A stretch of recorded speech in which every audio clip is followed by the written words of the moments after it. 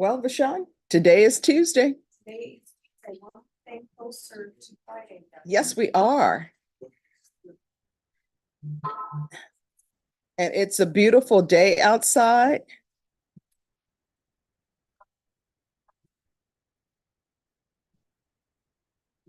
All right, everyone, have a seat. I'm going to call the docket. When I call the docket, I need you to stand when your name is called so that we will know that you are here.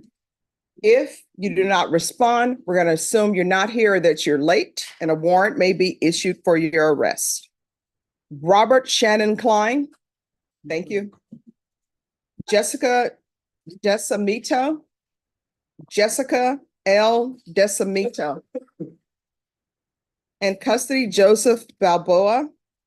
Abby Marino. Michael Rodriguez.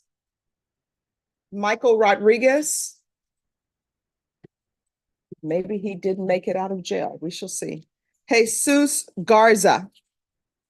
Jesus Garza. Oh, I think he is in federal custody. Jose Lozano. Thank you. Alexander Castro. Thank you. In custody, we have Christopher Rodriguez. Luis Guillaume Hernandez. Did I pronounce that correctly? Yes. Sarah Wilson. Antonio Rios. Antonio Rios. George Santabanez.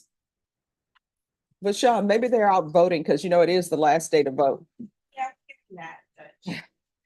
Brian Maldonado. George Santabanez. Thank you. Kevin Savagia. Thank you. Joe Blakely, custody. John Lyles, custody. Roberto Rosales. Roberto Rosales. In custody, we have Gus Gallegos. Paul Bell. Paul Bell. Larry Holmes in custody. That's the boxer. Okay, I'm sorry, you didn't get the reference. I did. Does not know who Larry Holmes is. Now I'm disappointed. Raymond Uribe, custody. Jerry Mendoza. Deputy Mejia, you know Larry Holmes, right? I don't. Oh my gosh. Could I get a new deputy in court, please? Jason, you know Larry Holmes. Well, that's like saying you don't know Sugar Ray Leonard. Yes. Jose Gonzalez. Present, Your Honor. Thank you. Zachary Gilmore. Jay Juarez. Do I pronounce that Jay? Am I Juarez. Juarez? Jay Juarez. Jose Carmona. Thank you. Renee Angel Cantu. Morning, Your Honor. Good morning. Cesar Gutierrez. Cesar Gutierrez. Victor Garcia. Custody, Diego Mascaro. Roberto Rosales. Roberto Rosales. Benicia Davis. Thank you. Robert Solis. Jose Amescus. All right, thank you. Luis Herrera. Edwin Rosario Montes. Good morning. Jordan Estrada. Jordan Estrada. Christopher Black. Christopher Black. Oh, he's on Zoom. Albert Bishop, custody. Darian De La Rosa, custody. Christopher Gonzalez. Christopher Gonzalez. Brandon Sierra. Thank you. Dylan Parker. Dylan Parker. Trayvon Stevenson, custody. Marcelino Padilla, custody. Delton Bailey, 130. All right. Is there anyone who came in later? Your name was not called. Yeah. What's your name? Paul Bell. All right, let me see what page you're on. All right, we will get with you. Is there anyone else who came in late or your name was not called? All right, everyone, these are the rules of the court. And I'm gonna put emphasis on certain things based upon what happened yesterday. Attorneys, if you are ready to approach the court, you need to have done certain things. Confer with the state, confer with your client. If your client is in custody, yes, they need to be brought out. If your client wishes to speak to the court in a language other than English, we need an interpreter. After you've done all those things, approach the clerk or the coordinator, ask them to place your file up here, and I will call you in the order of appearance. If you do not approach and have your file placed, I'm not a mind reader. I'm not going to know you're ready, and you're going to sit here. We are recessing at 12. Please do not rush the court at 11:45. You need to have done that beforehand. I know sometimes being in court is like a family reunion, or like how some people at a funeral becomes a family reunion. And it happens in my family all the time. I'm like, hey, we got to get to the cemetery, but everybody wants to chat. So you can chat after you've handled your business. To my left is the court reporter. Do not place your files or folders or lean up there where she is, because that's her equipment. If you break it, damage it, you will have bought it. And that equipment is $10,000, and we're starting a trial, so she needs her equipment.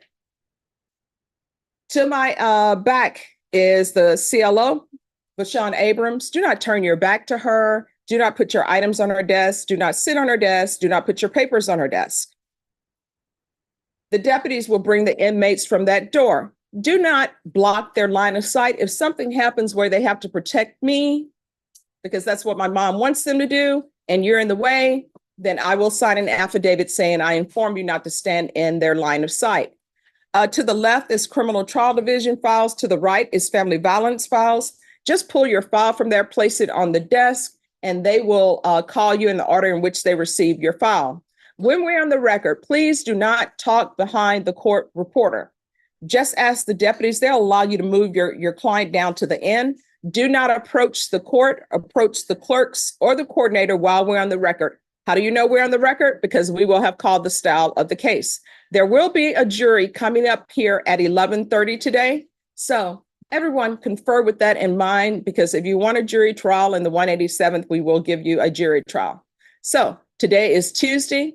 The weather is beautiful outside. Please confer with kindness in your heart and a smile on your face, and everything will go smoothly and perfectly. As Billy Idol would say, it's a nice day for a white wedding. So everyone, please confer. John Coons, I rediscovered Billy Idol. Nothing wrong with that. You know what he said in his autobiography? They asked him how he got his name, because you know his real name is not Billy Idol, right? And he said his teacher was mean to him, and his teacher would always say, Billy, you're so idle. And so, Oh, how funny. so he's like, So he took a Yeah. word and yeah, repurposed it. he's like, I'm Billy Idol now. That's funny. But I didn't know he was in a bad motorcycle accident and everything. No, Yes. Yeah.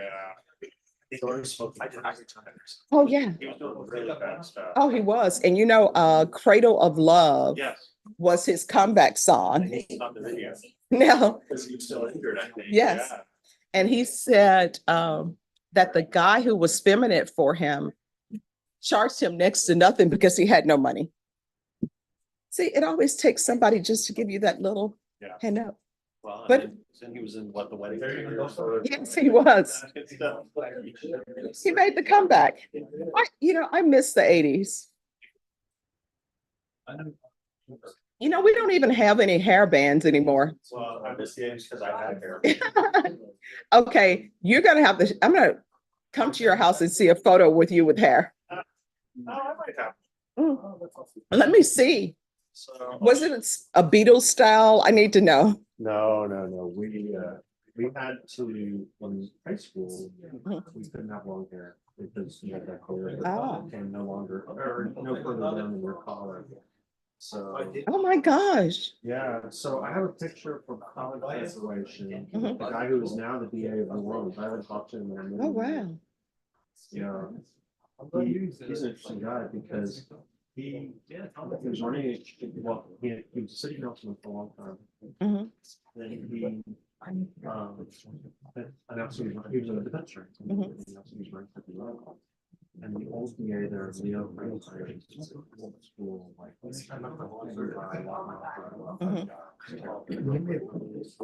Jason, now Steve's running against Leon. So like Jason's out invited. Yeah, just, he had already sued his accountant, who it turns out wasn't an accountant. Oh, my gosh. Basically, he's already told him, Yeah. once he discovered this guy wasn't an accountant. And wasn't following his taxes. So went to trial, after he got elected, went to trial, and won. Oh, wow. Yeah, so big days, but yeah, that's me and Jason. So I have a little bit of hair. You can- Oh, my gosh. Yeah. Okay, you need to send that to me so my mom can see you with hair. Oh, man. Isn't that funny? Yeah. Yeah. Look at you, always wear glasses. You know, that I didn't start until probably junior year in college. You know, when I started wearing glasses, I want to say, was it junior high? I think it may have been junior high because I started getting sort of a lazy eye. Really? Yes. And then I told my mom about it and the optometrist said she can't see. Yeah. And see, yeah. And so I never knew because I would always sit on the front row because I wanted to see everything. So I'm on the front row, but they were saying, yeah, she's straining her eyes. And so that's how I ended up glasses. Yes. I had to probably be the only person in junior high because my mom was like, my baby is going to have some nice glasses. So I was probably, my mom, of course, you know, we're poor. We don't know we're poor, right? My mom struggled. I think I probably had about 3 or 4 pair of glasses. She's a cutie. And she knows how to pose too. She's doing the head tilt.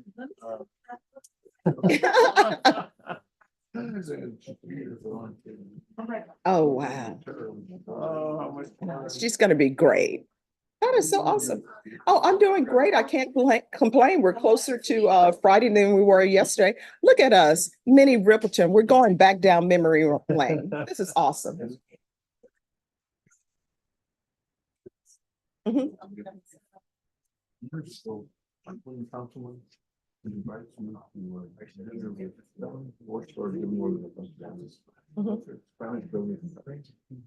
So, at the end of the dinner, it was funny because there was one team, all the other investor people around me, if he could follow, they would follow. If you smile, they smile. Mhm. If you flash, it was really fun. Yeah.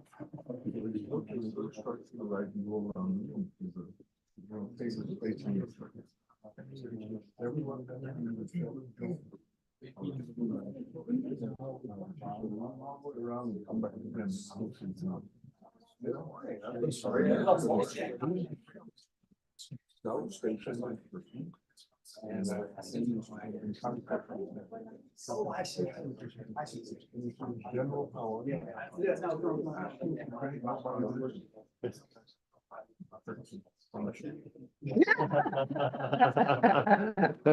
Right. Oh my gosh. Okay, I'm gonna have to use that. Well, this is the joke I always tell to break the ice.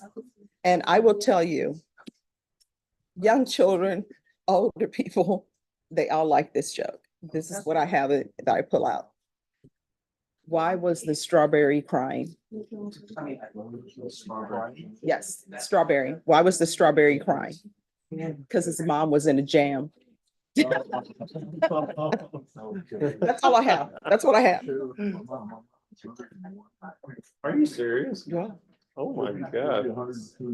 Oh, that is so awesome. Oh, no.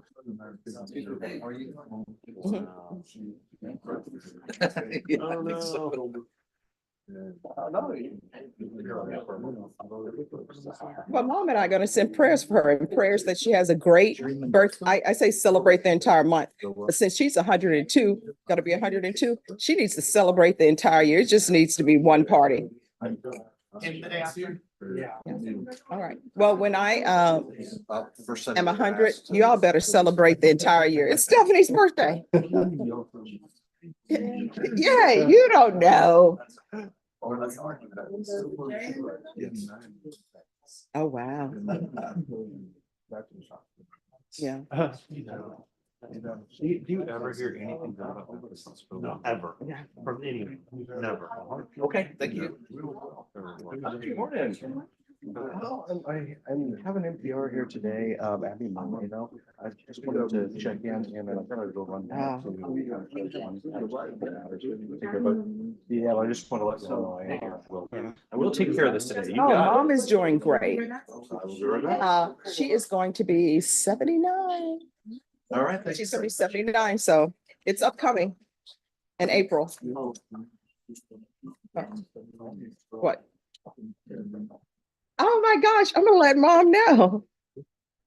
Ruth. Mhm. Yes.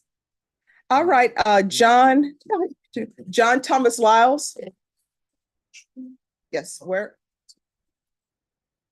Yes, oh, it's behind the line. Oh, I'm sorry. That's okay. We're trying to avoid. Yes, that's okay. Where's John Lyles? Okay, they haven't gone back in, Judge. Oh, well, Well, I asked, but. yeah, okay. Nope. They're not ready yet. Jerry William Mendoza. And everyone needs to make sure your phone is on silent. Good morning, Your Honor. Good morning. Mine right side? Yes. Let me just find him on the docket. All right. All right, on this case, where are we on discovery? Judge, I believe I have everything. There's two. All right, just 1 second. Sorry. Everyone, please whisper. I need you to whisper unless you're before the court. And when you're before the court, please don't whisper. Bring the same energy that you have out in the gallery so that I can hear. All right, yes. Judge, I have no reason to believe I don't have everything. There's a couple of misdemeanors. I've conferred this morning. We're gonna bring some stuff forward to the DA to perhaps work this case out. So first setting, we're here, and we'll work towards resolution if you can give. All right, was an offer tendered? No, Judge, I think Mr. Hancock wanted me to see whatever he can provide. That's I correct. considered everything. The other thing, Judge, is that there was some dash cam that I'm just trying to see whether or not it exists. I've watched one of the videos, there's 2 videos uploaded, I haven't watched the second. If not, I was just gonna double check with PCSO. All right, could I have a reset form, please? You all are gonna come back on, and could you call to have someone come down to complete the resets? You're gonna come back on April 22nd. Y'all gonna need to confer off docket. Yes, ma'am. All right, I'll give you a reset form, and once you are sign the reset form, you excuse. Thank you, Judge. All right. Check back and see. Oh, no, I'm gonna give it to you right now. Oh, thank you, Your Honor.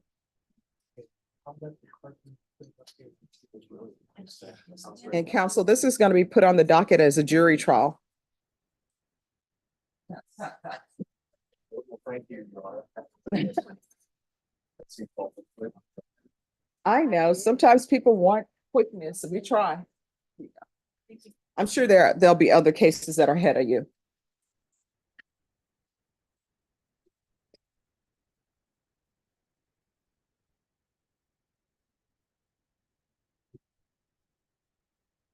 Morning, Judge. How you Morning, doing? all right. It's Zachary Gilmore. Yes, ma'am.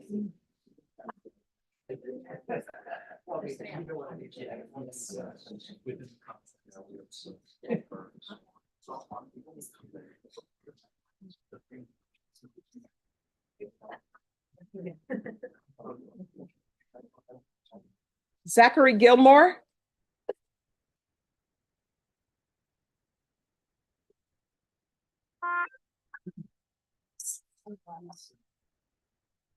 I don't know what page he's on your docket, Judge. Oh, I have him on page 18. All right. What is happening with this case? All discovery? I'm still reviewing the discovery, Judge. I think he's a first setting. I will let you know if we can have another setting to confer, if All right. possible. Do you think you received all the discovery? I'm still going through it. Okay, I know there are some medical records that I'm looking at and also some body worn cameras that I have not seen at the scene, but they're there. all right. And were you able to tender an offer? A preliminary offer, given just the kind of earliness of confinement with counsel, but yes, there has been an offer placed over to defense front. All right. Well, I'll recall you all back on April 22nd. I will not be here because that's my mom's birthday, but Judge Angelini will be. All right. Thank you so much for dressing appropriately for court. Could I have a reset form, please? Thank you, Judge. We You're appreciate welcome. it. Have a seat, Jack.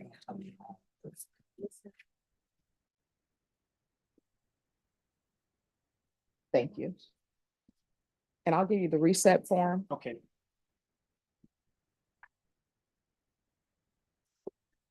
Going this morning. I'm okay. All right, thank you.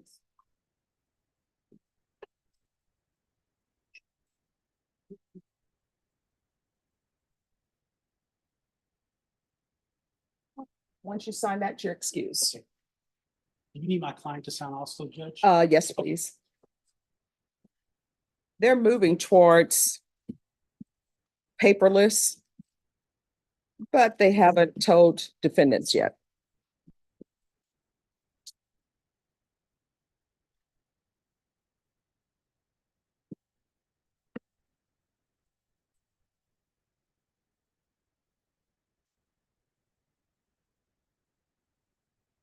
All right, Edwin Rosario Montes.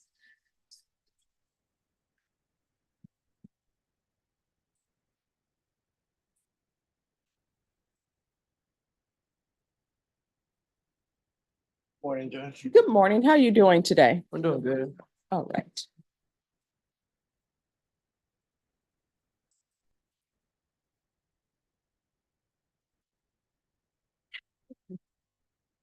Let me just pull this up. My computer is being slow today.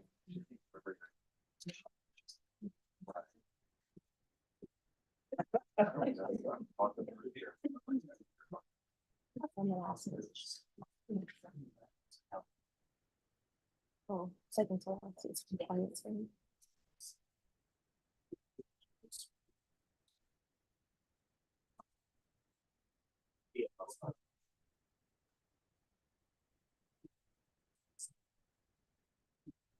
All right.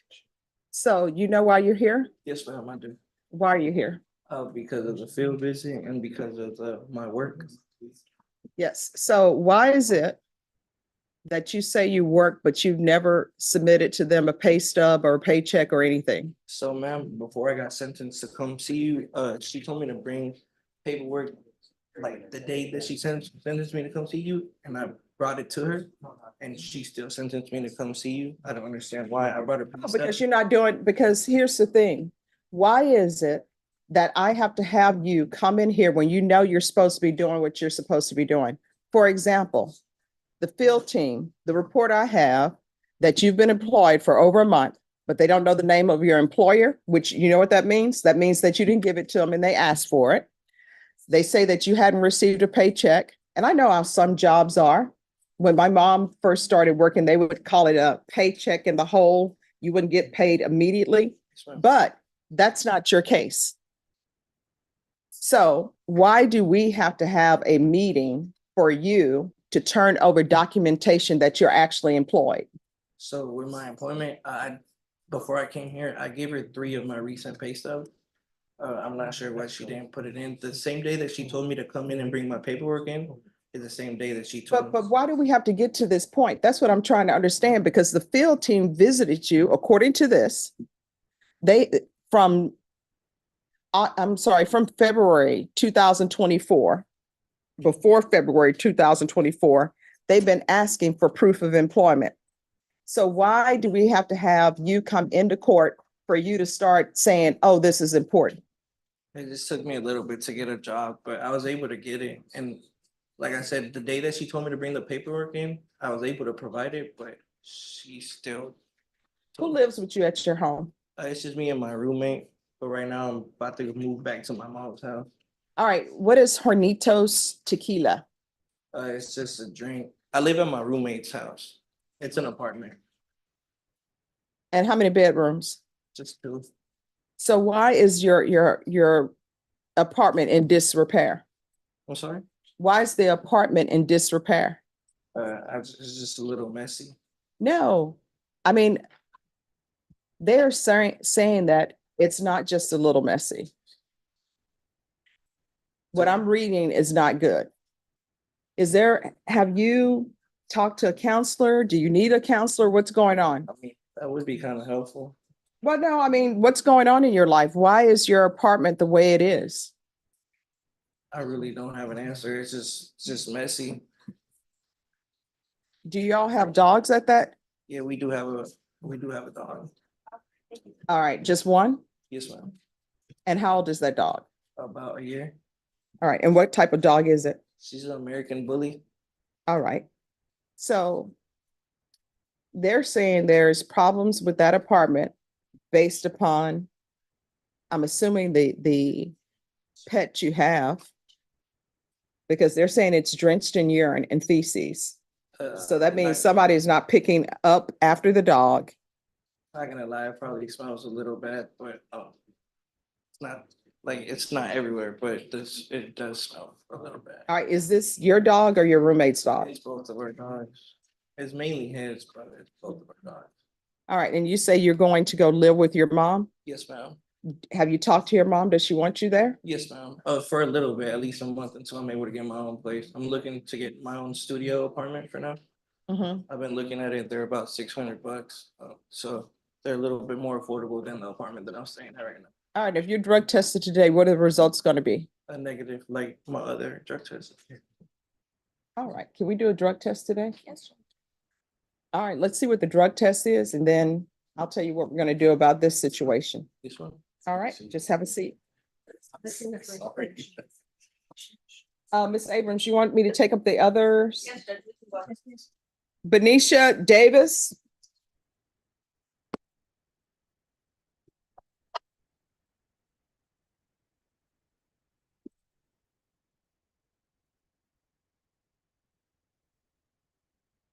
Morning, Good morning. Just one moment.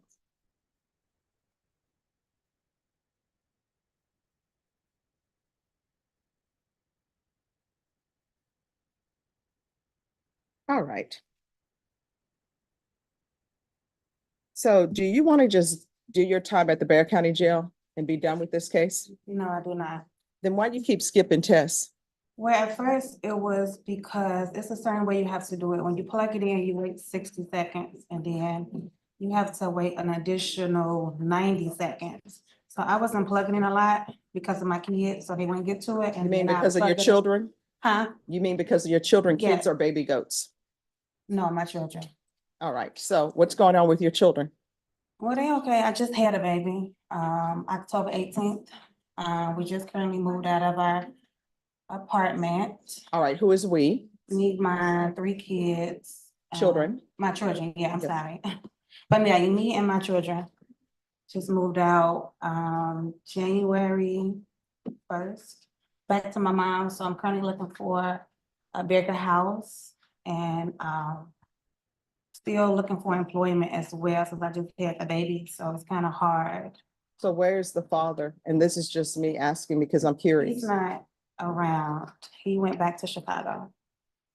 All right, so why don't people make plans and do some research before they consider having a child with somebody? I mean, Are we did just have out here? plans. Are we just out here having children? No, we actually did have plans. He who got the house, the furniture and everything, we just didn't work out. So I packed up and I got a U-Haul truck and I moved my stuff out and went back to my mom's and he left. All right, here's the thing. If you skip another test, a motion to revoke is going to be filed. So it's probably in your children's best interest that you stay with your mother until this probation is done, because let me just tell you what will happen. If a motion to revoke is filed with you and you're living by yourself with your children, you know what's going to end up happening? CPS is going to get called. And when CPS gets called, they're going to take your children. Then once they take your children, what will end up happening is they'll see if there's a relative who's willing to take all three. Maybe your mom will say, you know what, I'll step up to the plate, I'll take all three. Or maybe she may say, you know what, I can't handle three children, I'll take one. And then your children will be spread out to different people, or either they will be in the foster system and they may be spread out in the foster system with three different people. How old are your children? 11, 8, 7, and 4 months. All right, so usually what I can tell you in Child Protective Services cases, everybody wants the baby. And you know why they want the baby? Because they feel as though maybe the baby hasn't suffered too much trauma because they're just a baby. So everybody wants the baby. The 11-year-old, usually in the foster care system, people are like, 11-year-old is too old. So what will end up happening if you don't get your act together is that there's a potential for your children being placed in the foster care system and being split up. So you're going to be living with your mother. You're not moving from your mother's home until this case is done. Do you understand? When would this case be done, Your Honor? You'll talk to probation about that. So you're going to live with your mom. And moving around from place to place is not good for children anyway. Ms. Abrams, she's going to stay with her mom. If there's another skipped test, what's going to end up happening is just file a motion to revoke. And if you're drug tested today, what are the results going to be? It's always been negative. All right. So, and we'll do a drug test today for her. Do you have any questions about anything? I mean, I do. I feel like I never, since I had the breathalyzer, I never, not once missed. I always blow 3 times a day. If anything, I'm late, but as far as missing, I always blew 3 times a day. So I don't understand why. From January 5th, 2024 to February 6th, 2024, there have been 16 skip tests. So that's where we are. It's impossible. Well, that's what I have. And Judge, a skip test is a late test, just to make clarification for the court. Yes, So even if you're 5 minutes late, they consider that as a skip. Oh, okay, yes. okay. So you're going to live with your mom? Get her dress for her mom? That's where you're going to live until this probation is completed. You're not going to skip any more tests. If you skip another test, we're not going to have this conversation. Just file a motion to revoke. And if it's in proper order, I'm going to sign it. And it's better for you to be at your mother's house with your children if a motion to revoke is filed than on your own. Do you understand? Yes, I do. All right, thank you. Louis Herrera.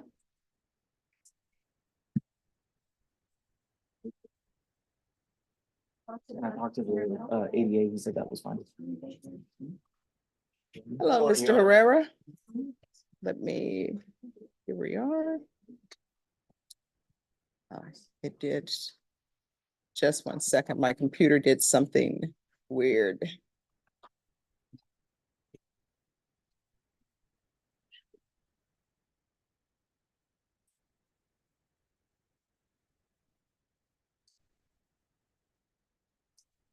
Yes. Oh, thank you.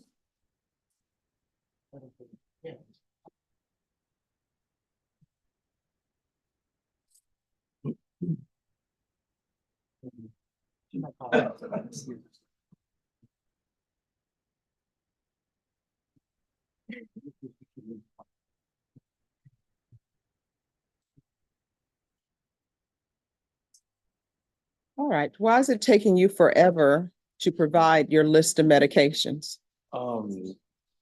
She didn't notify me that I had came out positive. I had reported to her. She Well, didn't. no, let's stop right there. When the probation officer says, I want a list of your medications, it doesn't matter whether you came out positive or not. They want a list of your medications. I don't know what people don't understand. Let me explain to you something about probation. Probation is what people call being on paper. That means that your life is not your own. And you know why your life is not your own? Because when you're on probation, it's a contract. And if you violate the contract, you're looking at going to prison. So really, probation owes you no explanation when they're asking for documentation for something. So whether you had a positive UA or not, they are looking at prison. Do you understand? And when they tell you, I want your prescriptions, you need to provide your prescriptions. Do you understand?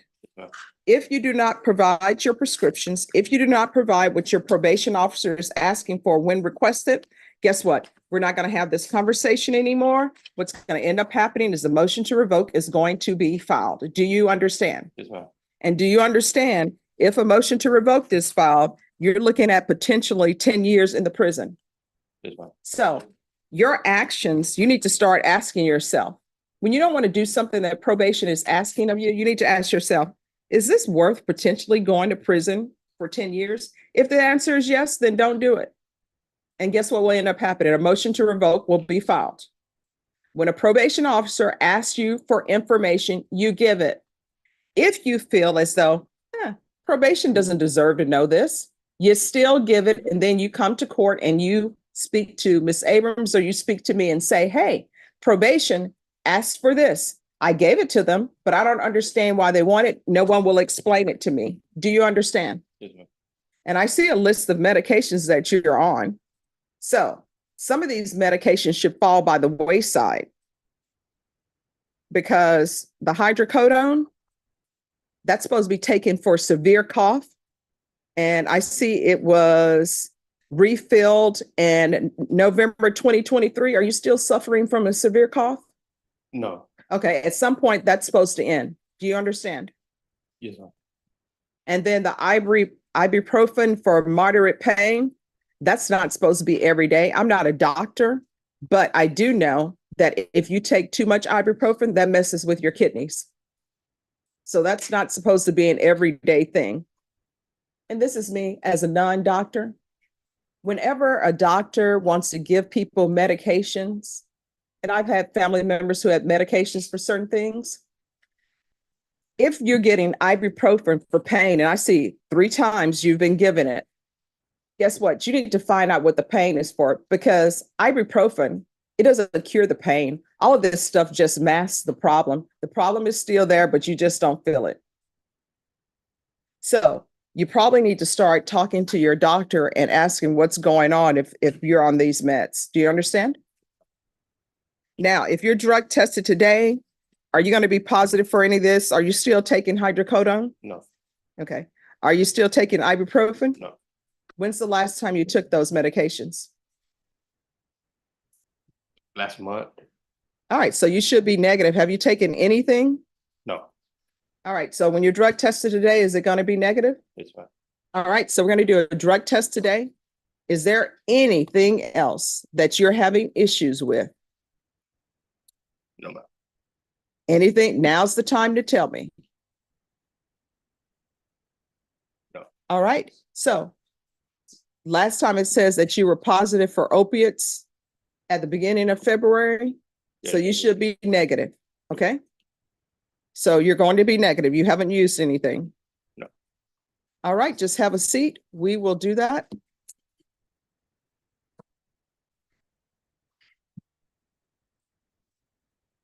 All right. Thank you. Okay. Thank you. Mr. Savaggio, is he here? He's here, Judge. Yes, ma'am. All right, come forward, sir.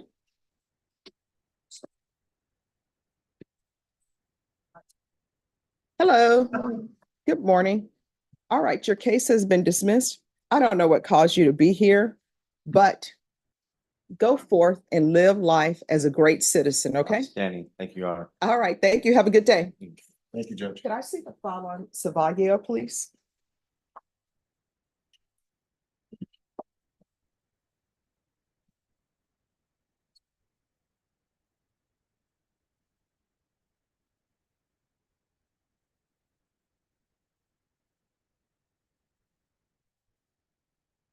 It's Kevin. He's the only Savaggio on the docket. Salvaggio.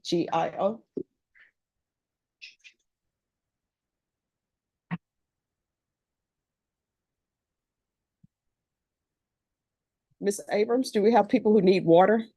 Yes, Judge. Okay.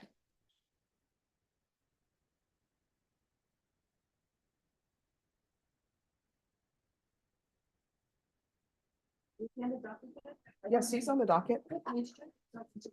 He's on page 17. Thank you.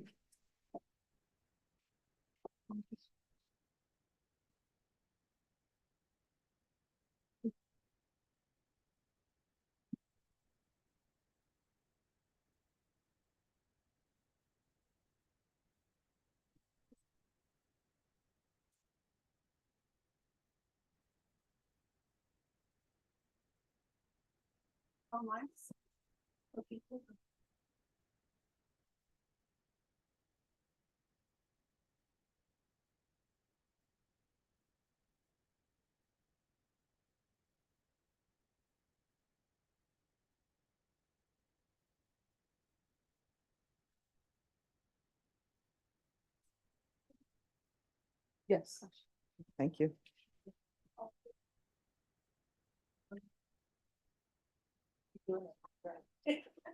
Right there.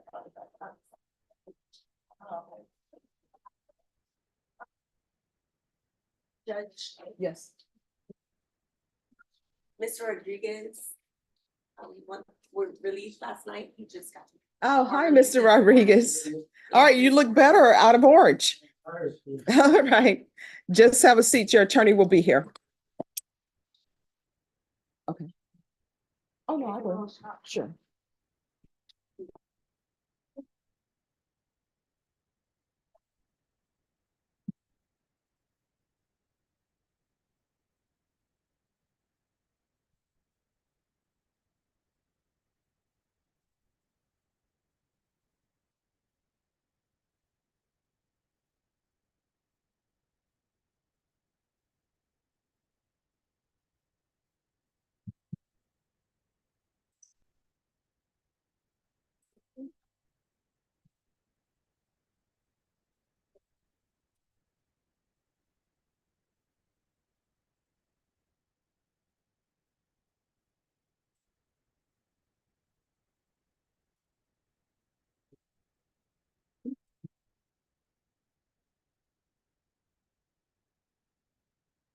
All right, who is here on John Lyles?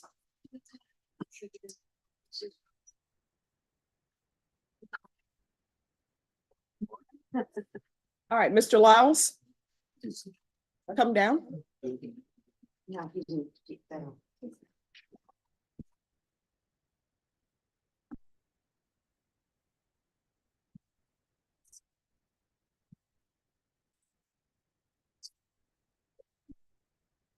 All right, Mr. Lyles is scheduled for jury trial.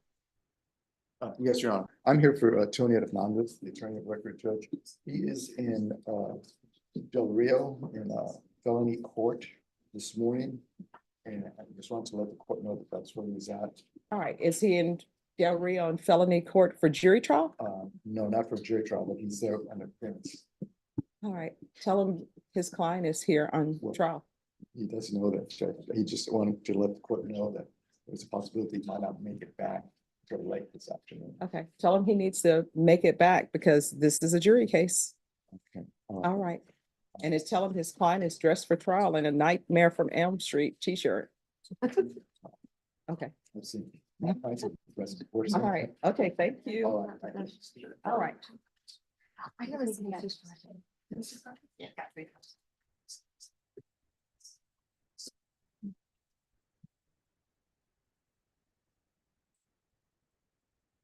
They're not ready on that one.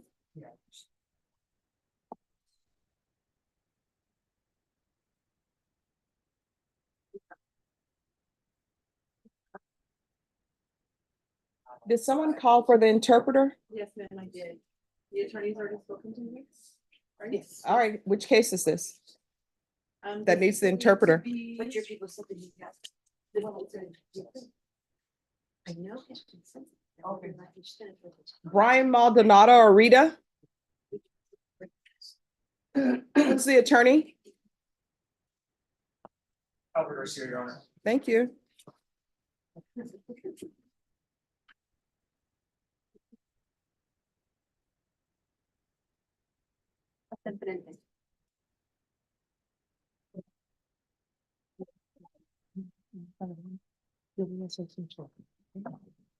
All right, so this is scheduled for a jury trial today. That is correct, Judge. All right.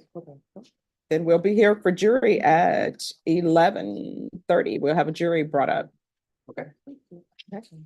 Judge. All right. Any questions? No. All right, thank you. Judge. You're welcome. Toma asiento.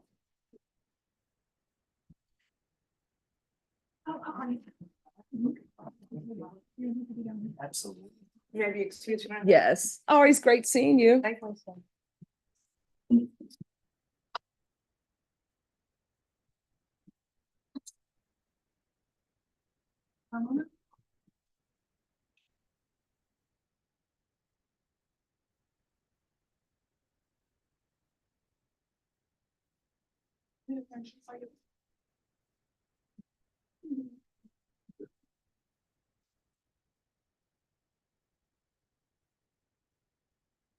Jose Carmona?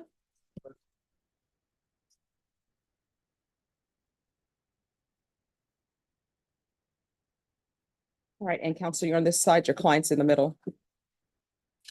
It's a felon in possession. Yes, Your Honor. On the CTD side, but while Hank is absconded, I can provide Okay, potential clarity. all right. So do you have all of the discovery? I think so, Your Honor. We've gotten some recent pin packet information that doesn't look correct. We're investigating that. We have conferred with CTD. And there is also an unindicted family violence case that is being reviewed. And I have met with the Family Violence Department regarding that. And we're trying to get a kind of a global resolution. All right, and are you on the family violence case as well? Yes. All right.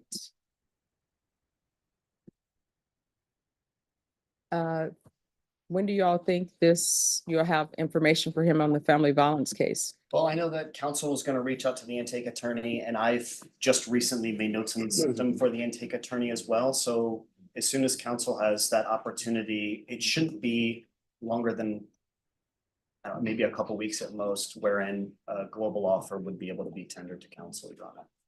All right. Ms. Ferguson, put this on April 8th. Yes. All right, we'll come back on April 8th. Thank you, Judge. All right, once you sign the reset form, you're excused. Thank you, Your Honor. You're trying to.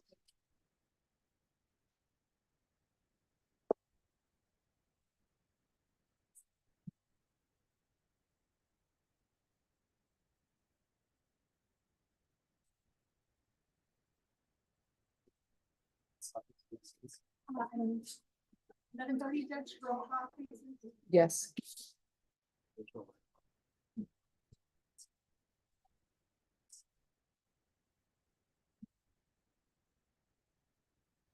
Jessica Desamito. Where are you? All right, just raise your hand, have a seat. Jesus Garza. And he's in federal custody, correct? Correct. All right, could I see the file on Jesus Garza, please? Okay. And Judge, just to give you an update on it, he's supposed to be finished in February. Everyone, please whisper. He's supposed to be finished in February with sentencing. I believe that Suzanne told me that he has been sentenced. I sent an email this morning to my clerk just to find out if he's in transit or where. So I It should be imagine it could be that far off. All right, and I'm assuming the federal case is not going to take care of these. It just seems like our policy now is not to do what we've done before. All right, so Norma, he needs to be bench warranted. I know he can get credit, but I'm saying. All right, well, do the writ. Oh, yeah. I mean, All right, better get done.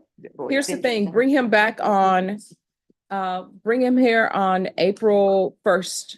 That'd be fine. Judge. Okay, you, Judge. May I be excused? yes. Thank you.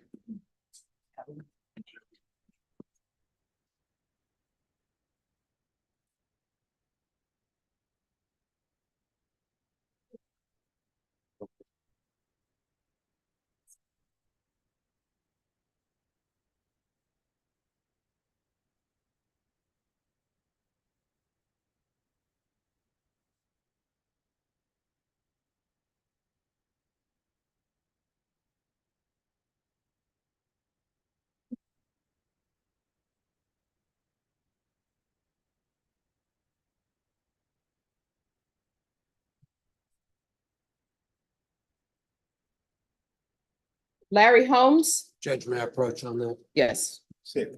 File Okay, behind the line. You're in trial? in the 186. All right, where's your client? All right, all right. I've spoken to the state. Just one moment. We'll call it back April 1st. All right. Norma, Larry Holmes is coming back April 1st. Deputy Mejia, could you bring Mr. Holmes? Is he downstairs? Oh, well, when he comes up, I'll let him know. All right, thank you. The Larry Holmes? Yes, you know what? Mejia doesn't know who that is. Next, he's gonna tell me he doesn't know who Hector Camacho is. Then the handles go. Yes. No más. Este macho Camacho.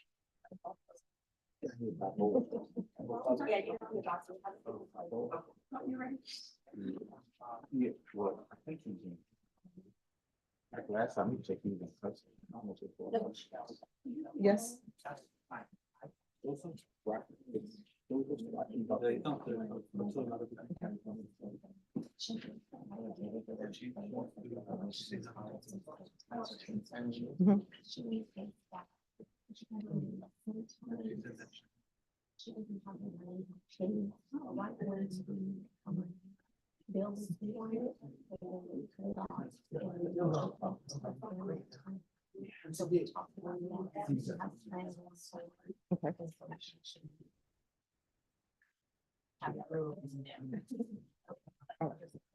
Okay. Yes.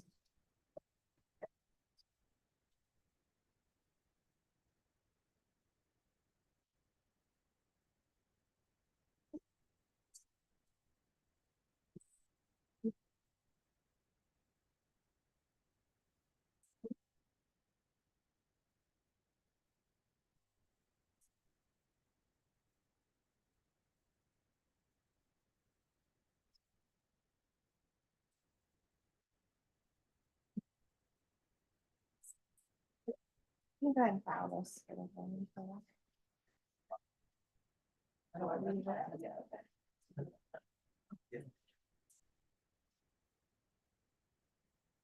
Ms. Abrams, are you ready for probation? Yes, sir. All right, court is calling 2024 CR 2435, State of Texas versus Raymond Isaac Uribe. Could I have the parties approach and announce for the record for the state Is that done for the state, Your Honor? defense? John Finch from Mr. Uribe. And are you Mr. Uribe? Yes, ma'am. Yes, Your Honor. All right, listed on the docket is Megan Enriquez.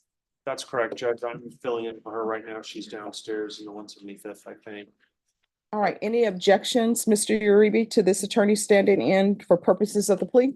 No.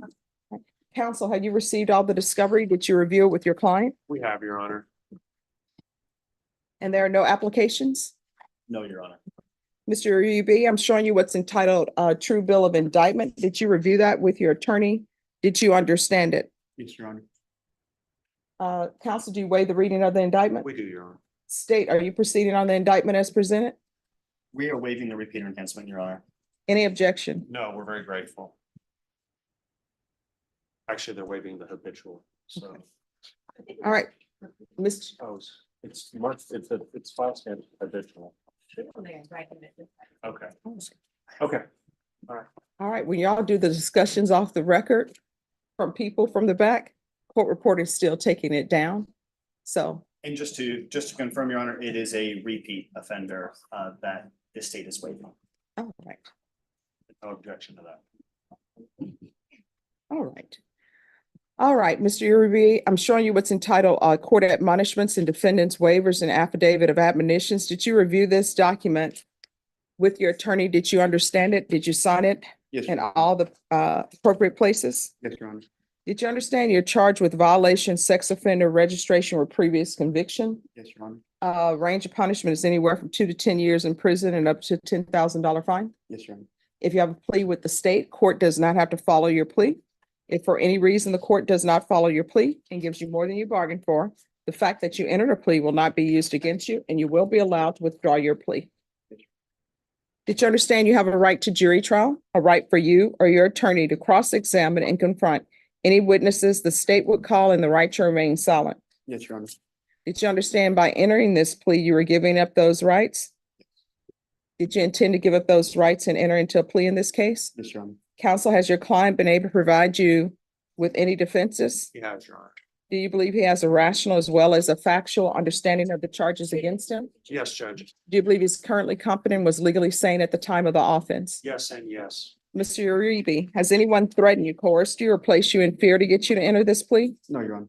Anyone promised you anything other than the plea? No. Satisfied with the way you've been represented? Yes. Are you a U.S. citizen? Court will find that defendant has knowingly and voluntarily waived his right to jury trial. Did you review the plea bargain page with your attorney? Did you understand it? According to the plea, punishment is to be assessed at 3 years in the prison. There are no applications. They will take into consideration 2024 CR 2435. Did you understand that to be the plea? Yes, Your Honor. Defense? Yes, Judge, can we confirm that clause number 2435? Okay, yes, thank you. Next, I'm showing you the waiver of appeal paragraph. Did you review that paragraph with your attorney? Did you understand it? Did you sign it in both places? Yes, Your Honor. Did you understand by signing that you're waiving your right to appeal? The only items that can be appealed are written pretrial motions that have been filed, heard, and ruled upon by the court. Did you understand? Yes, ma'am. Counsel, have there been any such motions? No, Your Honor. Just one moment, off the record. Excuse me. Can I get the correct file on this case? No, there's an issue here. So here's the issue. 2435 is what I have, and that was the issue with the true bill of indictment, because that's for the possession less than a gram case. Okay. So I need the file for 265. That's why I got confused on the case numbers. When you said the TIC number, I thought, well, that's the number of the patient you called. Mhm. So to correct the record, the cause number that you're pleading under is 2024 CR 0265. Do you understand? Yes, Your Honor. And that's what we did the paperwork. Then to the offense as charged in the indictment, how do you plea? Guilty, not guilty, or no contest? Guilty. State any evidence, TNF first states one in attachments, Your Honor. any objections? No, Your Honor. And also to clear the record, Mr. Uribe, I'm showing you the indictment under this cause number. Did you review that indictment with your attorney? Did you understand it? Yes. Right. And counsel, you are waiving the reading of the indictment in that case? We are, Judge. All right, Mr. Uribe, I'm going to show you what's entitled waiver and consent to stipulation of testimony and stipulations. Did you review that document with your attorney? Did you understand it? Did you sign it in all the appropriate places? Again, did you understand you have a right to jury trial, a right for you or your attorney to cross-examine and confront any witnesses the state will call, and the right to remain silent? Did you understand that today the state will be presenting evidence in the form of witnesses' statements and police reports, but most importantly, there will be no live testimony? Did you understand? Yes, ma'am. And counsel, you may continue to confer, state. Thank you, Judge.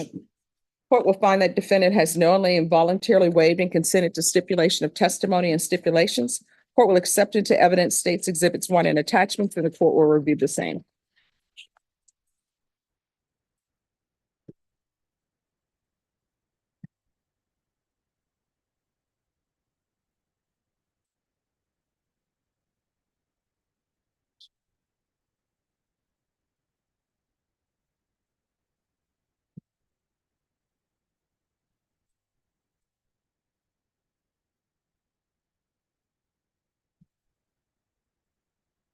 All right, after reviewing states exhibits 1 and attachments, court will find there is sufficient evidence to find you guilty, and the court will find you guilty.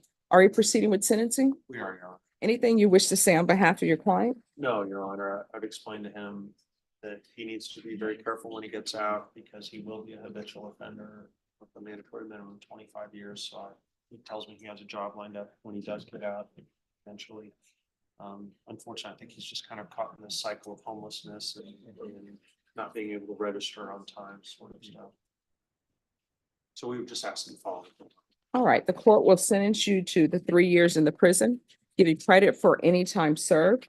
Take in consideration 2024 CR 2432, and there's to be chapter 62 registration. I'm going to show you what's entitled Trial Court Certification of Defendant's Rights to Appeal. Did you review that with your attorney? Did you understand it and did you sign it? All right, because this is a plea bargain agreement, because I followed your plea bargain agreement, and because you waive your right to appeal, you do not have the court's permission to appeal. Because this is a felony conviction, you're not allowed to own or possess any weapons or ammunition. If you have a question over what a weapon or ammunition is, you'll need to speak to an attorney. Do you understand? All right, we're off the record. Could I get a copy of the dismissal? I have it, Your Honor, right? All right, thank you. All right, Mr. Uribe, I understand that it's hard to find housing with your charges. I understand that that may result in you being homeless, but you must report, because the biggest thing is people not knowing where you are. You understand? Yes. All right, good luck to you. Thank you, Judge. You're welcome. John? Just have a seat. My arms are long, but they're not that long. Thank you. Appreciate it.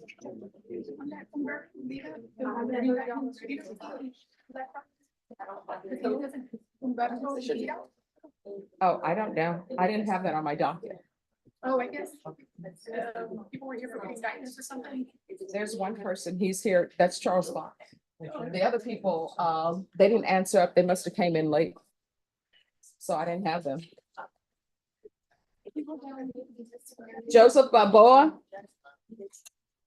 We're filled with Larry Holmes Balboa. Rocky Balboa. Yes, come on down, Mr. Balboa. Denise, why is your client not in Philadelphia? Ready to Texas, man. All day, yes. How are you doing? All right, how are you doing? Okay, man. All right, see, the thing is that we've had a lot of people in court today with boxers' names, and the young people have no idea what references we're Oh, using. my son's name is Joseph Rocky Balboa. What? Yeah, and named him after that. Okay, Yes, man. well, you gotta go to Philadelphia.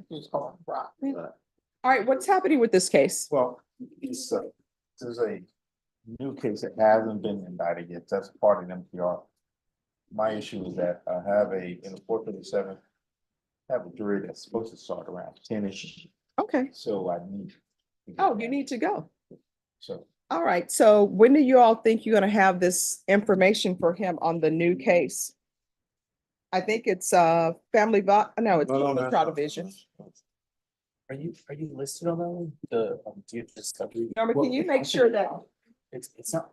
can you make sure that he's on the new number one, Mr. Cox? Yeah. On Balboa, and then we'll reset this so you can get to your jury trial. Yes, ma'am. All right, so Ms. Ferguson, on this case, reset this for late March. No, this is the motion to revoke. Oh, I'm sorry. No.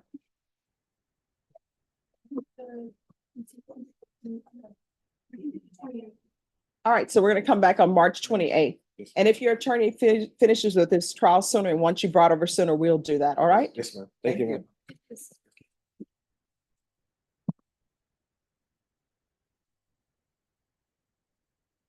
Ms. Abrams? Balboa is coming back on March 28th. His attorney is in a jury trial. And if you'll make sure that he's on the new number one.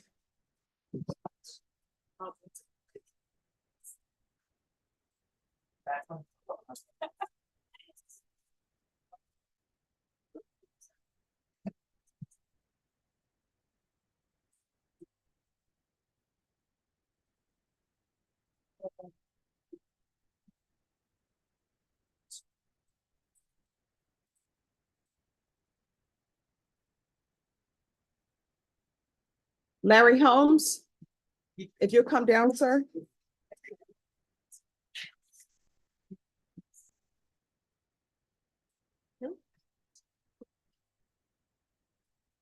Mr. Holmes, your case is being recalled for April 1st. Your attorney is actually in a jury trial in another court. So if he finishes his jury trial earlier, we'll bring you back, all right? All right, thank you. Christopher Rodriguez. Who's the attorney for Christopher Rodriguez? All right, where's Christopher Rodriguez? Custody, Your Honor. All right, come down.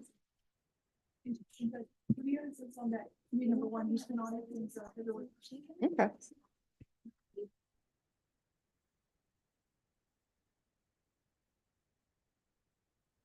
All right, so an offer is due. Has an offer been tendered? Yes, Your Honor. Yes, Your Honor. All right, how old are you, sir? 34, man. All right, Ms. Ferguson. Recall this case at the end of March. All right, we're coming back on March 28th. That's your plea deadline date. At that time, you need to let the court know whether or not you're accepting the state's offer. If you choose not to accept the offer, or if no agreement is reached, then your plea deadline date will have expired, and the court will not consider any plea bargain agreements without good cause. Otherwise, you have to plea open to the court. Do you understand? What's that mean? I'll explain that to him, Your Honor. All right, thank you. Is there anything else? No. All right, thank you.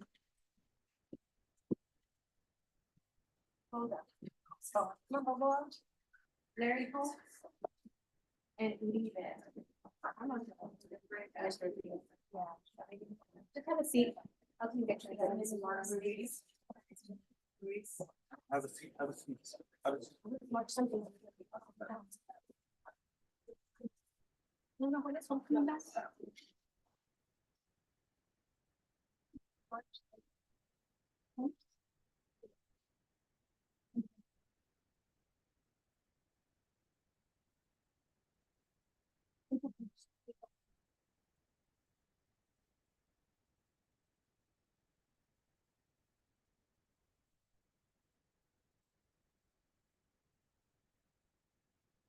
And Norma, we need a jury up here by 11:30. Louis, oh, are we still waiting on Mr. Herrera and? Yes, Judge. All right.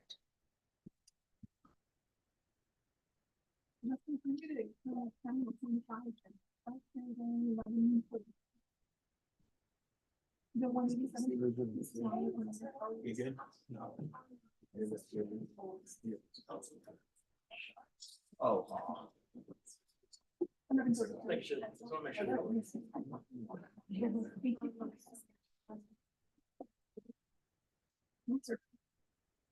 ahead. You may have a shot all the time. No, I'm running out now. Thanks for doing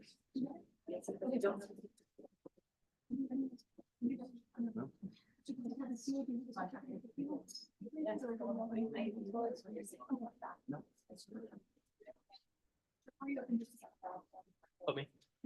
Christopher Black.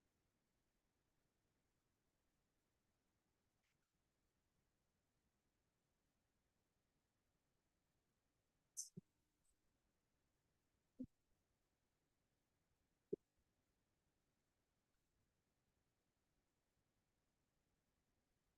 Christopher Black.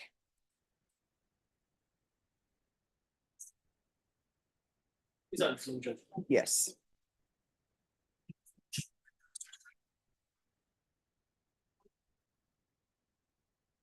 All right, Mr. Black, you need to show your video. And unmute.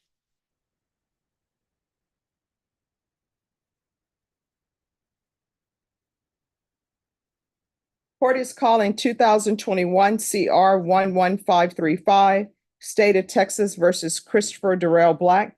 Can I have parties announced for the record for the state? Zach Dunn for the state. Defense? Kelly Biddle. And are you Mr. Black? Yes, I am. Your Honor. All right, any objection to Mr. Black appearing by video, state? I tell you, Your Honor. All right, defense has filed a motion for early termination.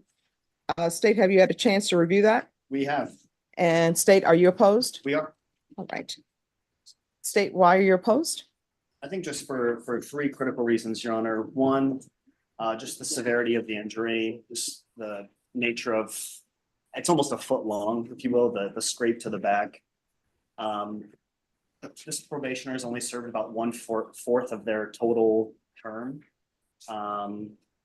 And we don't believe, and they have a short, if you will, criminal history, not family violence or violence related, but they're in a criminal history. So for those three reasons, the state is opposed, Your Honor. All right, defense. Judge, Mr. Black has completed everything that the court has asked of him. I would disagree with Mr. Dunn's characterization of the injuries. He pushed his stepfather-in-law, and the man fell backwards into a credenza and scratched his back. He's had no contact with the complainant. He's done everything the court's asked of him.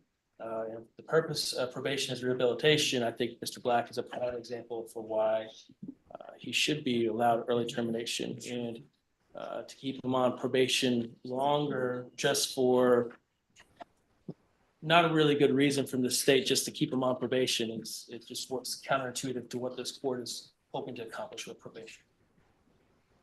All right. Anything else from either side? Just to quick clarify, I'm not sure it's counterintuitive to hold people to the term that they've agreed to. Again, we're at almost less than a fourth of the total term. And the state would just like to, again, stand by the classification and characterization of the injury to the back. It's nearly the whole left side, if you will, give or take a couple inches on either side. So not a small scrape or a paper cut, but certainly an injury of relative significance, if you will. This is a misdemeanor, other than the fact that the plaintiff is 68. All right. All right, this is what the court is going to do. He's been on probation since February 3rd, 2023. You can resubmit your application or your request in February. The motion for early termination at this time is denied. Can he be allowed to report quarterly? All right. Any objections to him reporting quarterly or by mail? No, Your Honor. Because my understanding, he's in Cameron County, is that Right. correct? All right. Is there any objection to him reporting by mail? No, Your Honor, no objection. I'll allow him to report by mail. I think that gives him something for having completed everything early. Mr. Black, we can go off the record. Yes, sir. All right. You just need to have more time on probation. Sometimes people race through things. It's sort of similar to when people are in treatment and they race through all of the steps. And then they say, I've done everything, let me off.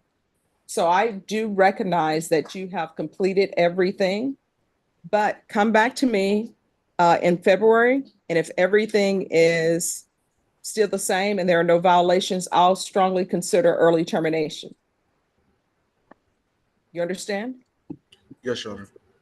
All right, thank you. Will the court waive the remaining supervisory fees until next year? No. Okay. Supervisory fees are how probation officers are paid their salaries. So I do not waive those. If there is something else, maybe fines or anything of that nature, I will. But supervisory fees, no.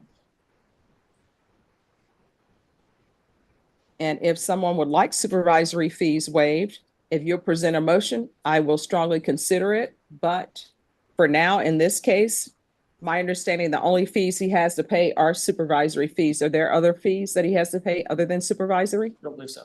All right. So if you want to present something that's saying for some reason his finances are such that he cannot pay supervisory fees, then I'll review that. But just asking for it, no. And I'll allow him to report by mail. Is there anything else? That's it. All right, thank you. Thank you, Judge. All right, thank you, Mr. Black. Keep up the good work. Yes, ma'am. Thank you. Your Honor. All right, and just off the record, have you had any contact with your mother or no? No, ma'am, Your Honor. Since moving down to Brownsville, we've had no contact with family, no one whatsoever. Just been, I reinvented my career, support my family. All right. All right. Thank you so much. Thank you.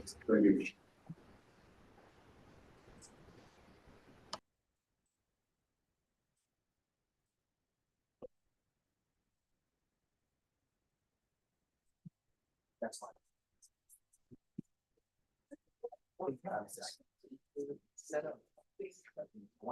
All right, you're excused, Mr. Black.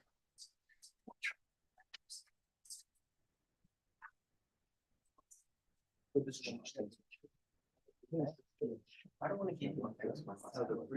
I know that's in a box. So. Yeah. I think that's. It's not. No, it never was. Oh, right. I'm sure you're. I think you're right. I did. So has a chat been going on She very much. She doesn't want to be done about it. She doesn't want to stop her. Sure. Roberto Rosales.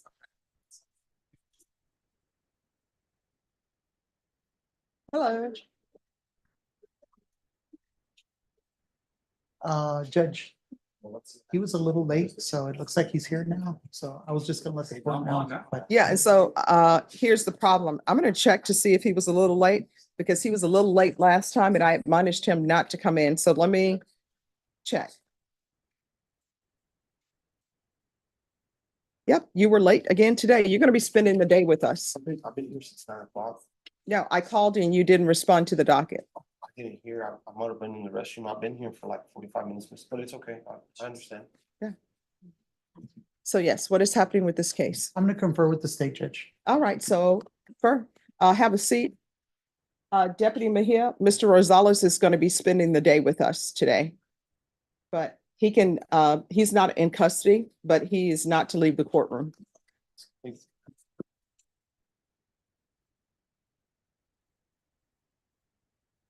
They are conferring on that. Paul Bell. And then after Mr. Bell, it will be Mr. Klein. I'm sorry.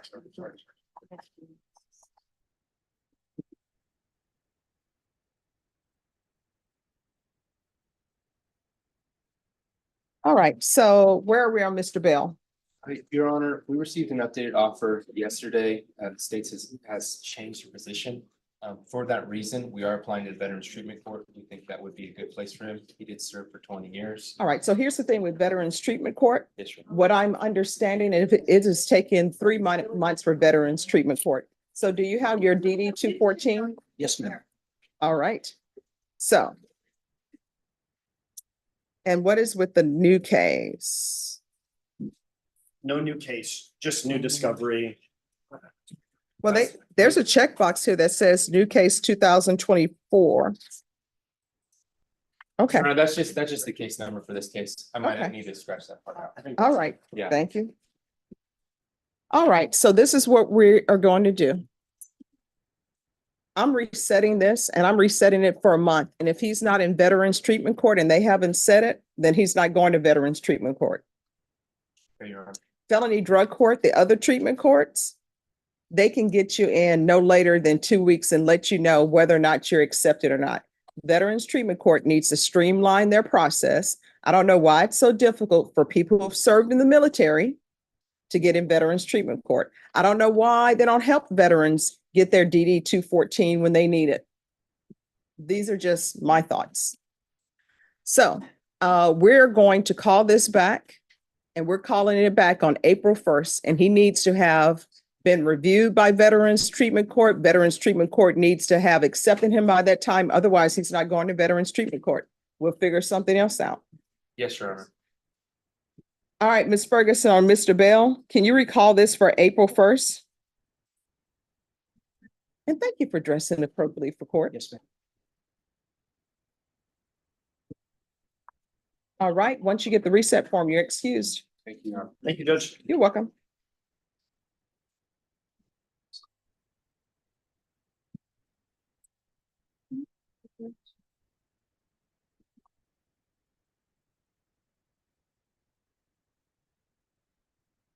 Thank you. Down. And counsel, Mr. Bell was late. He cannot be late again. He was on a phone call, Your Honor, he was present, but I'll make sure he's inside at 9 o'clock, Your Honor. All right, Mr. Bonk on Michael Rodriguez. Judge, he's present. Yes. Not feeling well. We matched him and put him in the hall. Okay, But I conferred with the state. He's pre-indictment. So if we can just, I guess, reset him until he's indicted. oh, well, what will end up happening once he's indicted, then you'll get notice. That's fine. Okay. One of the court, no, he's present, but we've put him outside. Oh, no, because of his he health. was on time. Okay. All He right, be excused. yes. Okay, thank you. All right, thank you. Can I also ask the court to consider this on a separate matter? That case was dismissed. You had waived the fees, but somehow it didn't get entered into the system. So as he approved some fees, I'd like to know. Okay, let me make some phone calls about this and we'll take care of it. Thank you. You're welcome. I'm gonna excuse him, then I've got another matter. I'll do that. Thank you. Robert Klein.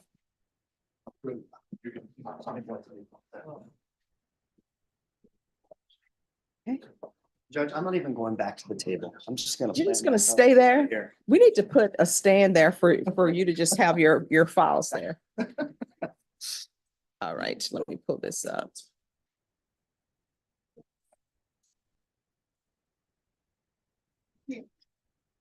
All right, so what is happening with this case? There's an motion to revoke? Yes, Your Honor. So I believe, of course, before we go on the record, counsel and I have spoken, and this probationer's term is going to be up in December. They've had extensive kind of medical history that kind of elucidates the potential reasons and varieties for why they've been able to comply with some of the probationer's requests and kind of meeting those requirements. So are you withdrawing? Well, we were hoping to have him plead true to the technical and just term unsat, if that's a possibility, or if it's easier for the court process, we're happy to withdraw it as well, whatever's the most streamlined approach, Your Honor. All right, so he's doing fine now. Did y'all confer with probation? We did briefly speak with probation, Your Honor, yes. All right, if you all don't want to withdraw the motion because of his medical health that Sure. that occurred, you can, but I'm not early terminating him because, and let me explain why you're not getting early termination from the court. Because according to the allegations in the motion, it's alleged that you were using alcohol. That's a problem.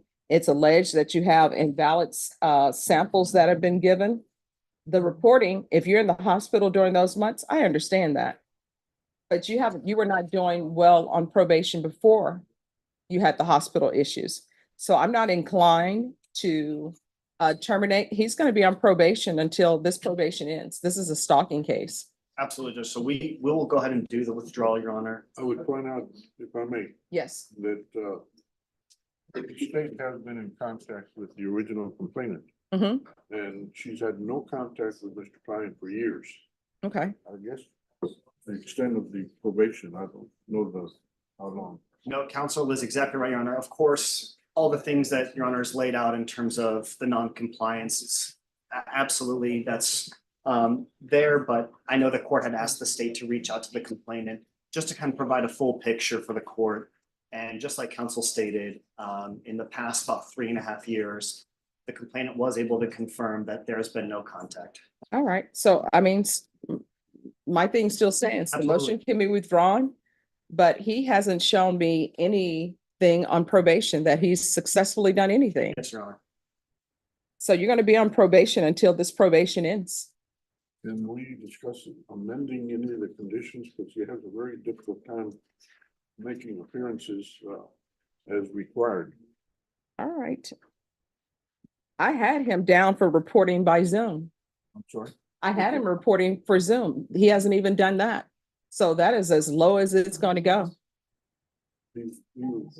All this time, Judge, these difficulties he's had. He's been I've seen him at least 6 times myself personally in the hospital.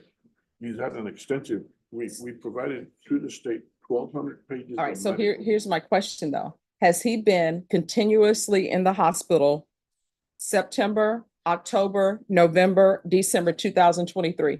You were in the hospital for all of those months and never left. Most of the time, yes, sir. All right, so then the answer to that is no. So at some point, you should have been able to report by Zoom. Zoom is just you from wherever on your computer. I've had people appear by Zoom from their hospital beds. I don't request them to do that, but they are just so intent of, nope, I don't want anybody to say that I haven't been following through. So they have Zoomed in from their hospital. You have Zoomed in from nowhere. Zoomed in from the hospital. I've been in the hospital. All right, so he said he Zoomed in from the hospital. He still missed all these times reporting. So that's where we are. I'm not going to allow you to terminate unsat. You can withdraw the motion because you are saying he's in the hospital, but he's going to report. He needs to do what's required of him on probation. Absolutely, Judge. And I understand your medical issues. I understand that you've had an amputation, but I mean, having an amputation, I sympathize with you. I've watched a lot of documentaries on it, but I know that's not the same as having had it happen to you. But that doesn't mean you don't get to do probation. Can he continue to report by Zoom then? Are you okay with him reporting by Zoom? Yes, Judge. All right, he can report by Zoom. All right, I'll make sure that he does, and I know he will. Judge. All right, thank you. I appreciate it. I know you'll make that happen, Judge Longoria. All right, so they'll withdraw the motion and then he's to report by Zoom. Thank you. And I already ordered that previously. Thank you, Judge. Thank you. May we be excused? Once he speaks with probation, because they have new conditions for him to sign. Yes, ma'am. Thank you, Judge. You're welcome. You have a-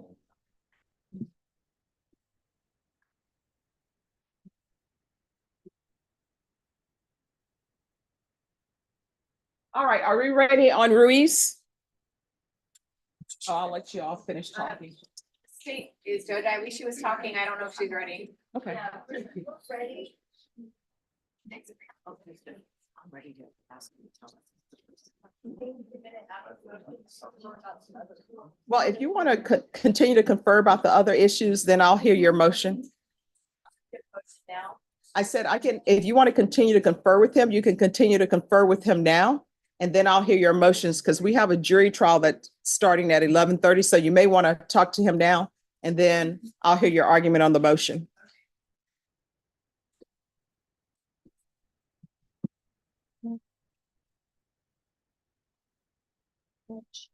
Antonio Rios. Okay, yes. Positive for methadone. All right. All right, are you ready to proceed, Vashon? yes, Judge. All right, Louis Herrera.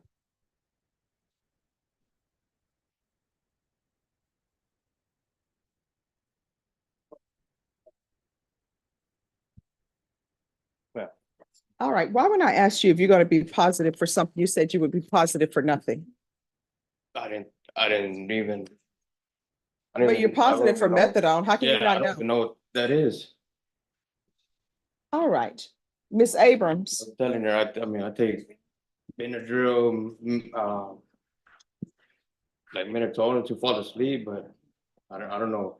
You can't be using any medication that is not prescribed to you while you're on probation, and methadone is a drug that has to be prescribed. So has he had a TAP evaluation? TAP evaluation, no, Judge. All right, what we're going to do with him is we're going to do the UA hotline and we'll do the TAP evaluation out of custody. And I'm going to want 90 meetings from him in 90 days. So you're going to do 90 sober meetings for the court and you're going to do those in 90 days. Sober support meetings are the AA meetings, NA meetings. They're all over town. You understand? And The you're gonna, AA meetings. they're similar to AA meetings, but they just call them sober support meetings now. So you're going to do 90 of those in 90 days. So every day you need to be going to a meeting. We're going to do the UA hotline. Has he previously been, Ms. Abrams, was he ever previously referred to felony drug court? All right, we're going to do a referral to felony drug court as well. And I know you're probably saying to yourself, I cannot believe the judge is doing that to me. This is a problem. You know, I don't know where I got this methadone. Here's the thing, I'm trying to help you be successful in probation. Testing positive for methadone and you don't have a prescription, guess what? That's a violation of your probation. And for that violation, you could be sent to the prison for up to 10 years in prison. You understand? Yes, ma'am. So what's going to end up happening is they're going to get a TAP evaluation for you done. You're going to be referred to felony drug court. Do not miss an appointment with felony drug court. You understand? What is that, ma'am? Probation is going to give you information on that, but it is one of the treatment courts, and they'll be able to help you with your drug or alcohol problem, and you need to be 100% honest with them. You understand? So don't go in front of them saying, I don't know where I got methadone. Do you understand? Yes. And when you leave here today, do not celebrate, yay, I didn't go to prison, because the last time you use may be the last time you use. Do you have a mom or family members who are currently alive? Do you have family members? Just my mother-in-law and father-in-law. All right. You don't want them to have to identify your body because you got a bad batch of drugs. You understand? Yes. All right. So just have a seat. Probation is going to go over your new conditions. All right.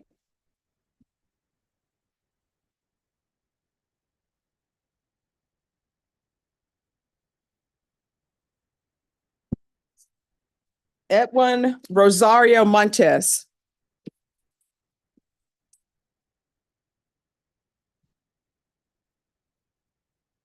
Hi. Oh, you haven't submitted your UA? Let me just tell you right now, you can sit there and drink all the water you want. This is what I've discovered. And I'm telling you this story. It's a true story. It's about one of the reporters who used to be on ESPN Sports. And he said the police were knocking on his door and he was a drug user. And he said he prayed hard. If you'll just let me be negative, I promise I'll never use again. Sometimes people will sit in this court and you know what they're doing? They're praying to their higher power, just saying, hey, if you'll let me be negative, I promise I'll never use again. Now, sometimes your higher power, you know what they will say? No, if you use, you're gonna be positive. Sometimes the answer may be yes, but usually the answer is no. Yes, ma'am. So if you're intending to try to wait us out, guess what? You No, can't I'm not- wait me out, all right? I'm not trying to do that. All right, have a seat. We'll stay here until you give me the UA. There you go. Thank you.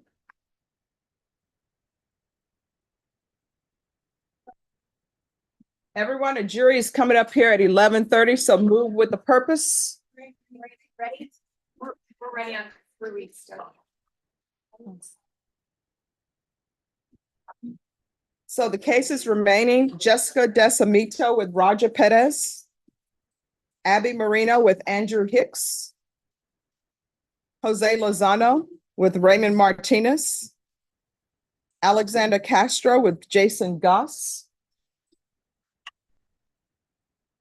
Guion with Brian Kimro, Wilson with Melina, Antonio Rios,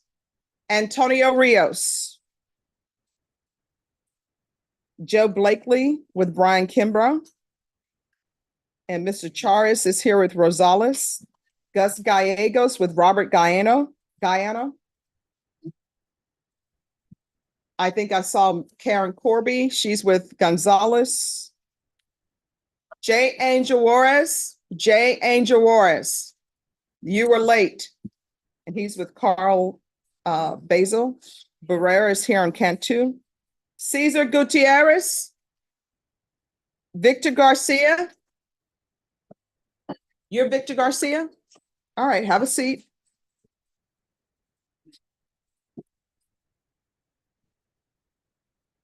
And Ms. Thorne is here.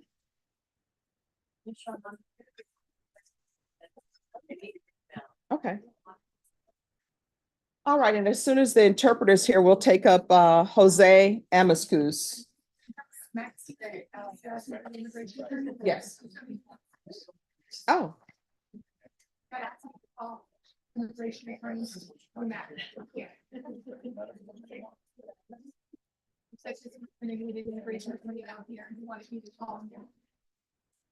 no, this is your client, right? Excuse me? Is Amascus your client? No, Brian Maldonado, but we Okay. also need an interpreter. He already has an immigration attorney. It's Eric Banal. Not today. I haven't asked for Mac today. They say that the immigration attorney is Eric Banal. Move to the end so I can talk to him. So, That's fine.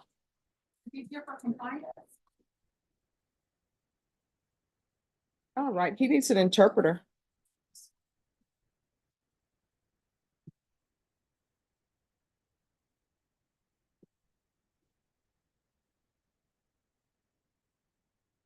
He needs an interpreter and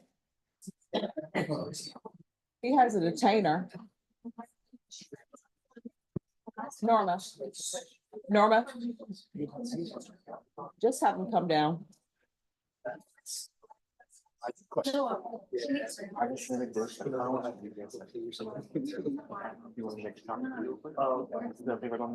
All right, are you all ready on Ruiz? Yes, Your Honor. It is very chaotic today. Court is calling 2022 CR 4248A, State of Texas versus Jose Angel Ruiz. Could I have parties announced for the record for the state? Lorraine Ephraim for Mr. Ruiz, Teresa Conley. Oh, I'm sorry. Go ahead. And Ally Jackson, Your Honor, I'm sorry. Sorry. That's okay. Lorraine Ephraim for Mr. Ruiz, Teresa Conley's not here. I've spoken to my client about his consent yesterday to proceed. Without her, he continues in that consent for this hearing this morning. And also Renee Munoz as well as counsel judge. All right, please have a seat. So you all were here for a motion to suppress, and I gave both parties a chance to contact their appellate staff. And I know defense, you needed some time. So the court will hear argument. Defense, it's your motion. Okay.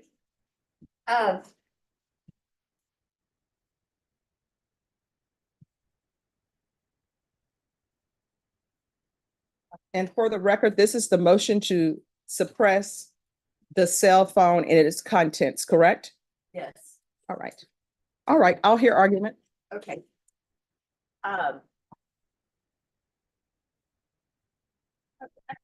Briefly, Your Honor, if we could, as part of the issue yesterday, we could just reopen to, inform the court that we filed an affidavit from Judge Delgado with the court this morning. All right, I don't have a copy of the affidavit. I can give you a copy of it. Defense, have you seen the affidavit? I have. All right, do you have any objections? Oh, I do. All right, thank you.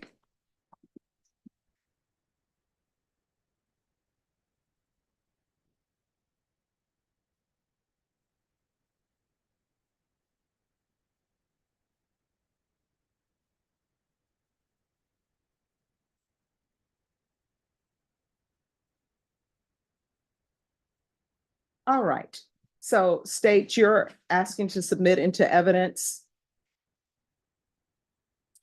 I'll label it State Exhibit C, Your Honor. All right, And this is the affidavit from the Honorable Christine Del Prado of the 227th District Court as to the facts surrounding her signing of the certificate. all right, any objections? Oh, yes, Your Honor. Number one is entirely irrelevant and outside the four corners of the document. It's improper bolstering. I would even submit bolstering in bad faith. I think it's a result of ex parte communications with the district court judge. I have never seen anything like this in 35 years of practice where another district court judge attempts to interject herself in your proceedings to throw her weight around and influence your decision here. It is absolutely wholly inadmissible on constitutional and statutory grounds, and I object again on many things, including irrelevancy, bolstering, and the results of ex parte communications. All right, so with regards to State's Exhibit number C, of course, the court has to review the document in order to make a decision on whether C will be admitted or not.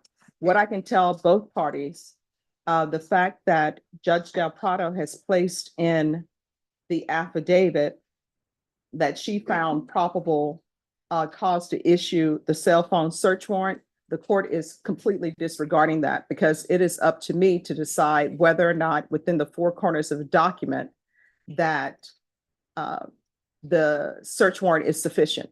So I'm not going to consider or let Judge Del Prado's opinion as to the fact that she found probable cause to sway this court and what I will do in regards to your motion to suppress. However, I also see in the document that she is stating there was a clerical error with regards to the date. Does anybody wish to speak to that portion of her affidavit? She's made herself a witness in this case, Your Honor, and it is wholly inadmissible and wholly irrelevant. And you can, I believe that this affidavit and the return can stand on the four corners or fail, which I believe it will, on the four corners of the document. I believe this is wholly inadmissible. All right. Your Honor, it's simply an affidavit clarifying due clerical It is error. not simply an affidavit. All right, so everyone. See, this is one of the reasons why I require everyone to sit. All right, so if everyone will please be seated. And I will hear both parties' argument. And if both parties, if you want the court reporter to be able to get your record for purposes of appeal, then it needs to be one at a time. Defense, I am going to give you the last argument because it is your motion. State, you may proceed with your argument. Are we arguing as to the admissibility of State's Exhibit C? Yes. Okay. So, Your Honor, yesterday we had talked about all of these concepts, the four corners of the document, the parole evidence rule. I did review it, and the parole evidence rule says only if it's unambiguous. If there isn't something ambiguous, you can look to extrinsic evidence. And that's loud. Go ahead. And we looked at a number of cases, Your Honor. As far as something similar, there was a Green v. State, which is an older case, 799 SWTD 756. This was one actually that involved the Honorable Susan D. Reed when she was in the 144th. There was a clerical error as to the date on a warrant, and it was, I believe, the warrant said that it was 5 days different than the date it was actually signed. And Judge Reed had denied the motion to suppress without requiring any kind of extrinsic evidence to clarify it. And the court actually found that that was reversible because they should have gotten evidence to clarify it. And that's one reason that I'm bringing to you this affidavit that clearly clarifies the clerical error. Additionally, Your Honor, we would rely also on the good faith exception. Clearly, Detective Size, who was the affiant in this case, went to Judge Del Prado and had the warrant signed in front of him as the affiant. And if you look at it, the affidavit is signed by Judge Del Prado, clearly dated with a timestamp. There is the next page, which is the order, which is stamped 1 minute later by Judge Del Prado. And then you have the actual file stamp on the document, which shows that it was filed at 4:45 p.m. on November 27th, 2020. Given all of those factors and given the affidavit, which I do think is important to clarify for the record, we think that, well, it's sufficient on that grounds, but also that it should be admitted and to provide some kind of evidence for the record. All right, in the affidavit by Judge Del Prado, it states there that there was a clerical error. Are both parties agreeing there was a clerical error or no? Defense, you're not agreeing to that? I am not. Okay. All right. Have you completed your argument, State? As to the admissibility of the affidavit, yes. All right, defense. Your Honor, the good faith exception does not go to the issue of the admissibility of this document. That's being confused here with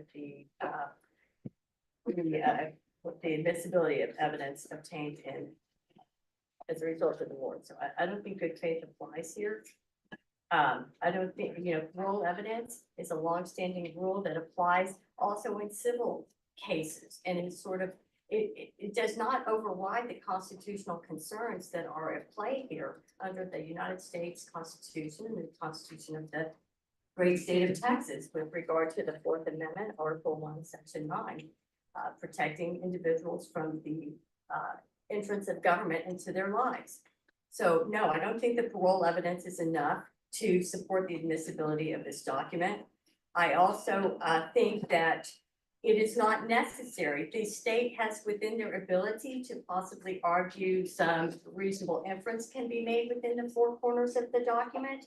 Whether the court chooses to make that inference or not is up to this court. But I don't even think this affidavit is necessary for that. Basically, they're saying you can make a reasonable inference if you just read this affidavit, this nice affidavit we walked down the hall and got from Judge Del Prado. So I would say it's wholly inadmissible on constitutional and statutory grounds, and it's irrelevant, and I object. All right. All right. Is there anything else from the defense of the state? Well, I don't use the word bad faith loose lightly, and I'm not really trying to throw that around so much, but I have never been so offended as I was when I read this to think that the state went and approached the district court judge ex parte on this matter. I will say that I think that is offensive to me as a member of the board, and it's offensive to the constitutions of our great state and country. All right. So with regards to the affidavit, this is what the court will say. Number one, I understand the defense's concerns. However, Judge Del Prado, the state is making Judge Del Prado a witness, right? So people are allowed to talk to witnesses, whomever, whatever witness they want to talk to. It doesn't matter if it's a judge or not. And people are allowed to get affidavits from witnesses if witnesses choose to give them an affidavit. I've read the affidavit because you all are coming to me to decide this. Therefore, I need to read it to decide whether or not it is admissible or not. What I can tell you is from reading the affidavit, and I want this to be clear on the record, and I want both parties to be clear, and I want Mr. Ruiz to be clear.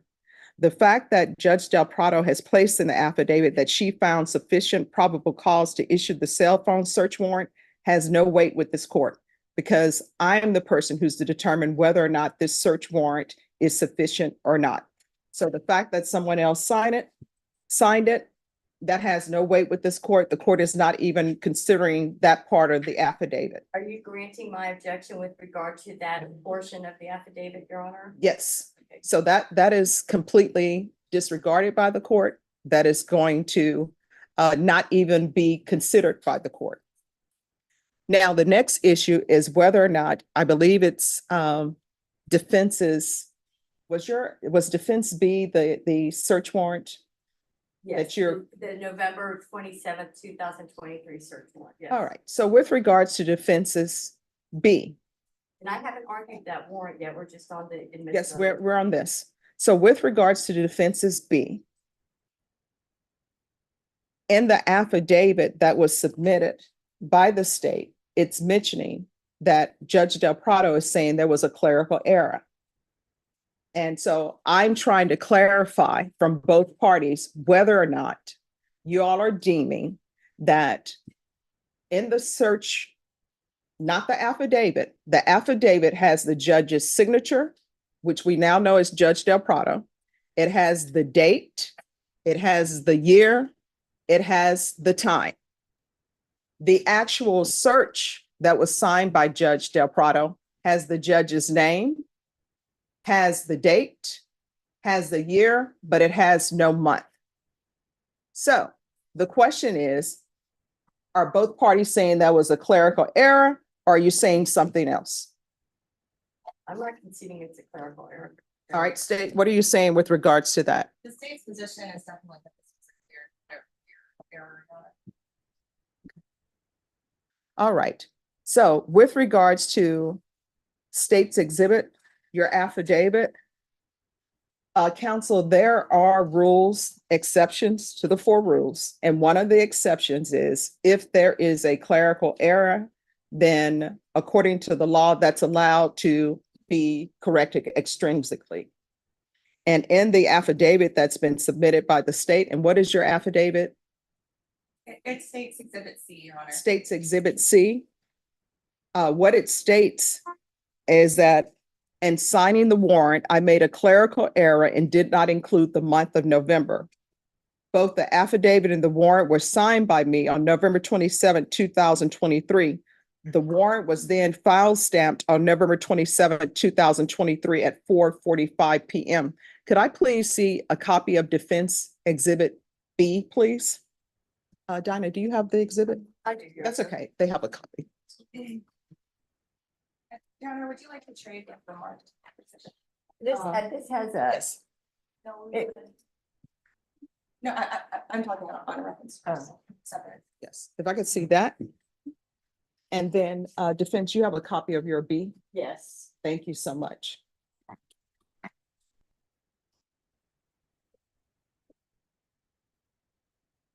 So in regards to State's Exhibit C, there's an issue. And I don't want it to appear that the court considered whatsoever the fact that a previous judge found probable cause. That's for me to decide in this case whether or not this search warrant is appropriate. So the court is completely disregarding that. Now, with regards to Defense Exhibit B. Oh, I'm sorry, counsel, you have B off the record. You have B and your B has a February date. This is not the, Oh, you know what? That's from the prior motion. I'm sorry. I'm just so one sorry. second. Dinah is going to go get the exhibits that were admitted. Okay, I'm sorry. That's okay. Norman, can you pass that to her? Correct, yes, thank you.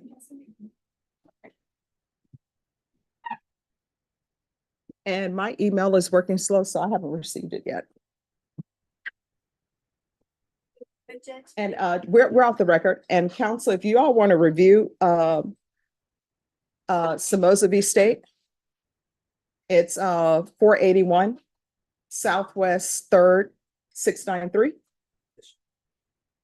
And then if you want to review, also review Green v. State, 799 Southwest 2nd, 756 and 759. I'll repeat it. Green v. State, 799 Southwest 2nd, 756, 759.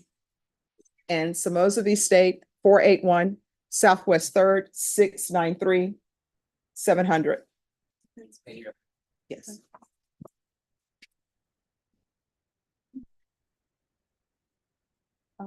No, we can do that. Well, do y'all want to review that law? Do y'all want to review that? You're talking about case law having to do with the admissibility of extrinsic evidence? Yes.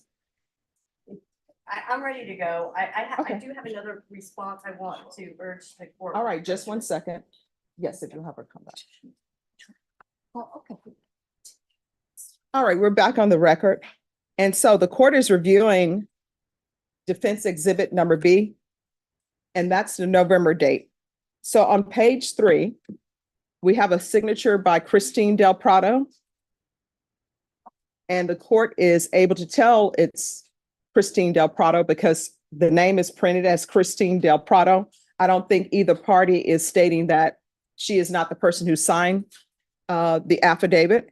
And it's dated November 27, 2023 at 4:33 p.m. That's as it relates to the affidavit. Then the actual search warrant is again by Christine Del Prado. And it says issued the 27th day of 2023, 4:34 p.m. That's what the court has. So, defense, you want to make your final arguments with regards to the affidavit? I do, Your Honor, because I think that there's some implicit unreliability to this affidavit. And I want to re-urge my concerns regarding the ex parte nature of the communication in approaching this judge seeking this affidavit. Now, look, it is very, you can infer from this affidavit that the conversation went something like this. Hey, we got a problem on this probable cause on this warrant, judge, and we need an affidavit here. And by the way, we also have this issue with the date, missing month on the thing. So maybe if they had just submitted an affidavit that had said, I accidentally inadvertently omitted the month from the return, that would be one thing. But she goes much further to be so bold as to state her opinion about the probable sufficiency of the probable cause. And so I think that it at least raises an eyebrow as to what the nature of those conversations were and how far they went to ex parte the judge on this. And I'm very concerned about that. And I believe on that grounds, it should be wholly rejected. And I believe my objection should be sustained. I mean, the ex parte part of this and the fact that those opinions were stated within this affidavit, again, is so offensive to these proceedings. Like, I just cannot understate how strongly I urge the offense to the rights of my client, to the Constitution of the United States, to the state of Texas, to this honorable court. And I think that it should be wholly disregarded and wholly rejected. All right, why do you keep referring to this as ex parte? It's a witness. She wasn't a witness when they approached her. She signed it as a district court judge. No, I understand that, but I don't think the proper term is they ex parte a witness. They're making her a witness. So I don't see that as ex parte necessarily. Well, if it was only to an extrinsic clerical matter, maybe I could understand that. But the fact that it went so far afield of that, in actually stating her opinion about the sufficiency of the probable cause within this affidavit really concerns me. I don't know if what was said about their concerns about the warrant influenced what she said about the clerical error that was made. All right. All right. So I don't need to hear anymore. All right. With regards to State's Exhibit C, the court is going to sustain the defense's objection, with regards to the second motion to suppress the cell phone. The court has reviewed everything. If you all wish to make brief argument, the court will hear brief argument. Otherwise, I reviewed the defendant's Exhibit B, and the decision I make is going to be made within the four corners of Defense Exhibit B. So is there any other argument that I need to hear? Judge, just to clarify, you're excluding the entire State's Exhibit C or only Yes. this portion? Okay. All right, so the court is going to make its ruling with regards to the second motion to suppress the cell phone. All right, the court has reviewed Defense Exhibit number B. I understand the issues that both parties, that the defense has with Exhibit B as far as page 4 of the document. The court is going to deny the motion to suppress. The state has stated through Affidavit C, which the court excluded, but which the state stated in an argument that it was a clerical error with regards to page 4. The court is reviewing the document and defense, just one second, in Defense Exhibit B. The affidavit is signed on November 27, 2023 at 4:33 p.m. by Christine Del Prado. Then there's a signature on the search warrant of Christine Del Prado. And it says issued 27th day of 2023 at 4:34 PM. And then there's a file stamp and it's filed with the clerk, and that file stamp states November 27, 2023 at 4:45 PM. This is what the court has. The court is following the four corners of the document. If I may, Your Honor. Yes. I understand that you are denying the motion to suppress with regard to that issue on the date. However, I have other grounds with which I intend to argue on the motion to suppress, which I would request a chance to urge. Yes, I'll give you a chance to do that. So just so both parties are aware, with regards to the date, the court will deny the motion with regards to the date because it's a clerical error. All right, now the court will hear your argument with regards to the affidavit. So the state's doubled down now on this timeline, which is interesting to me. So you have before it, well, let me start with this, Judge. Of course, we all know that Fourth Amendment of the United States Constitution and Article 1, Section 9 of the Texas Constitution, protecting the people in the privacy of their homes and belongings from unreasonable searches of the government, right? That's where we start. That's our starting point, right? And we then have to remember that there's no search to be had unless there is a clear communication that a criminal act has been communicated, and that searching the device or place to be searched will be likely to produce evidence with regard to that criminal act, right? And then we also have that we have here, which is warrant number 1. Warrant number 1 obtained on or about February 14th of 2022. And then suppressed on November 29th, 2023. That's it, the timeline of the application and the suppression. Now within the and that warrant's been thrown out, but it's reiterated in warrant number 2 that the discussion that gave the detective rise to probable cause occurred on February 7th. We have February 7th, detective has conversation with witness. February 14th, he applies for the warrant. On November 29th, 23, the warrant and all evidence seized under is suppressed. My motion to file that warrant and search was filed obviously before November 29th. Well, now, before the ruling on warrant number 1, the state, I think in anticipation of seeing that I was right, goes and gets a second warrant. And they get it 2 days before the hearing on the first warrant. So from November 27th, and that warrant, as you've heard, was obtained, signed, returned on November 27th. That is 2 days before the first warrant was found to be invalid. So I'm not exactly sure how this is circumstance. I wasn't having much luck finding case law on, but what happens when you have 2 active warrants that are purporting to request the same search of the same device? Well, it's got to be suspect, right? I mean, the whole notion of the protections under the Fourth Amendment are that the state does not get multiple bites at the apple, right? They cannot just keep going.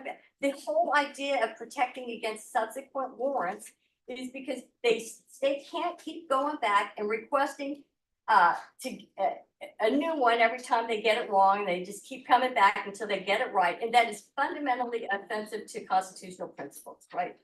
So what we have here is a subsequent warrant obtained 2 days prior to the exclusion of the first one.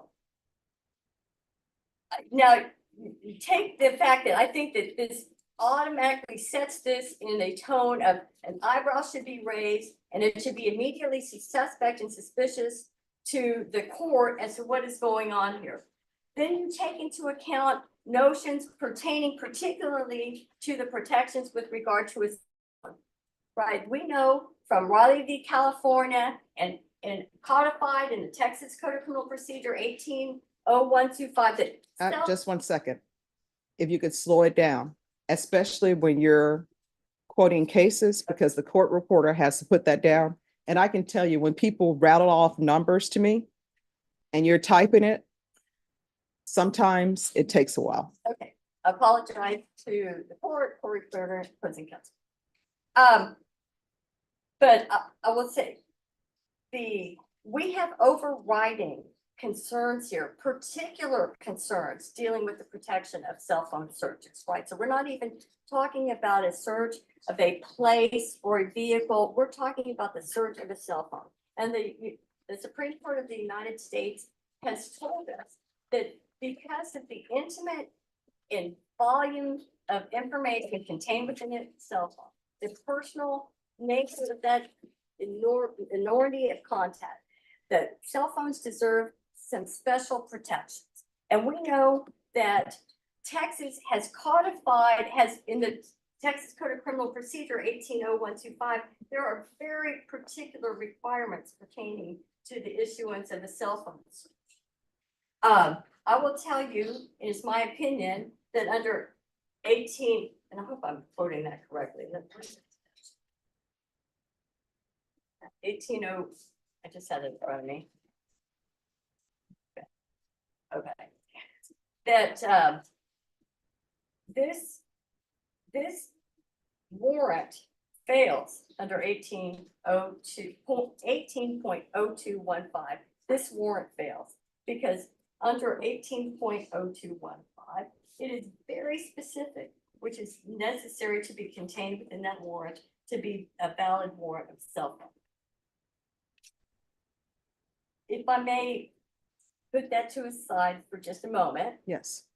I want to go back to the contents of the affidavit on warrant number 2, which are,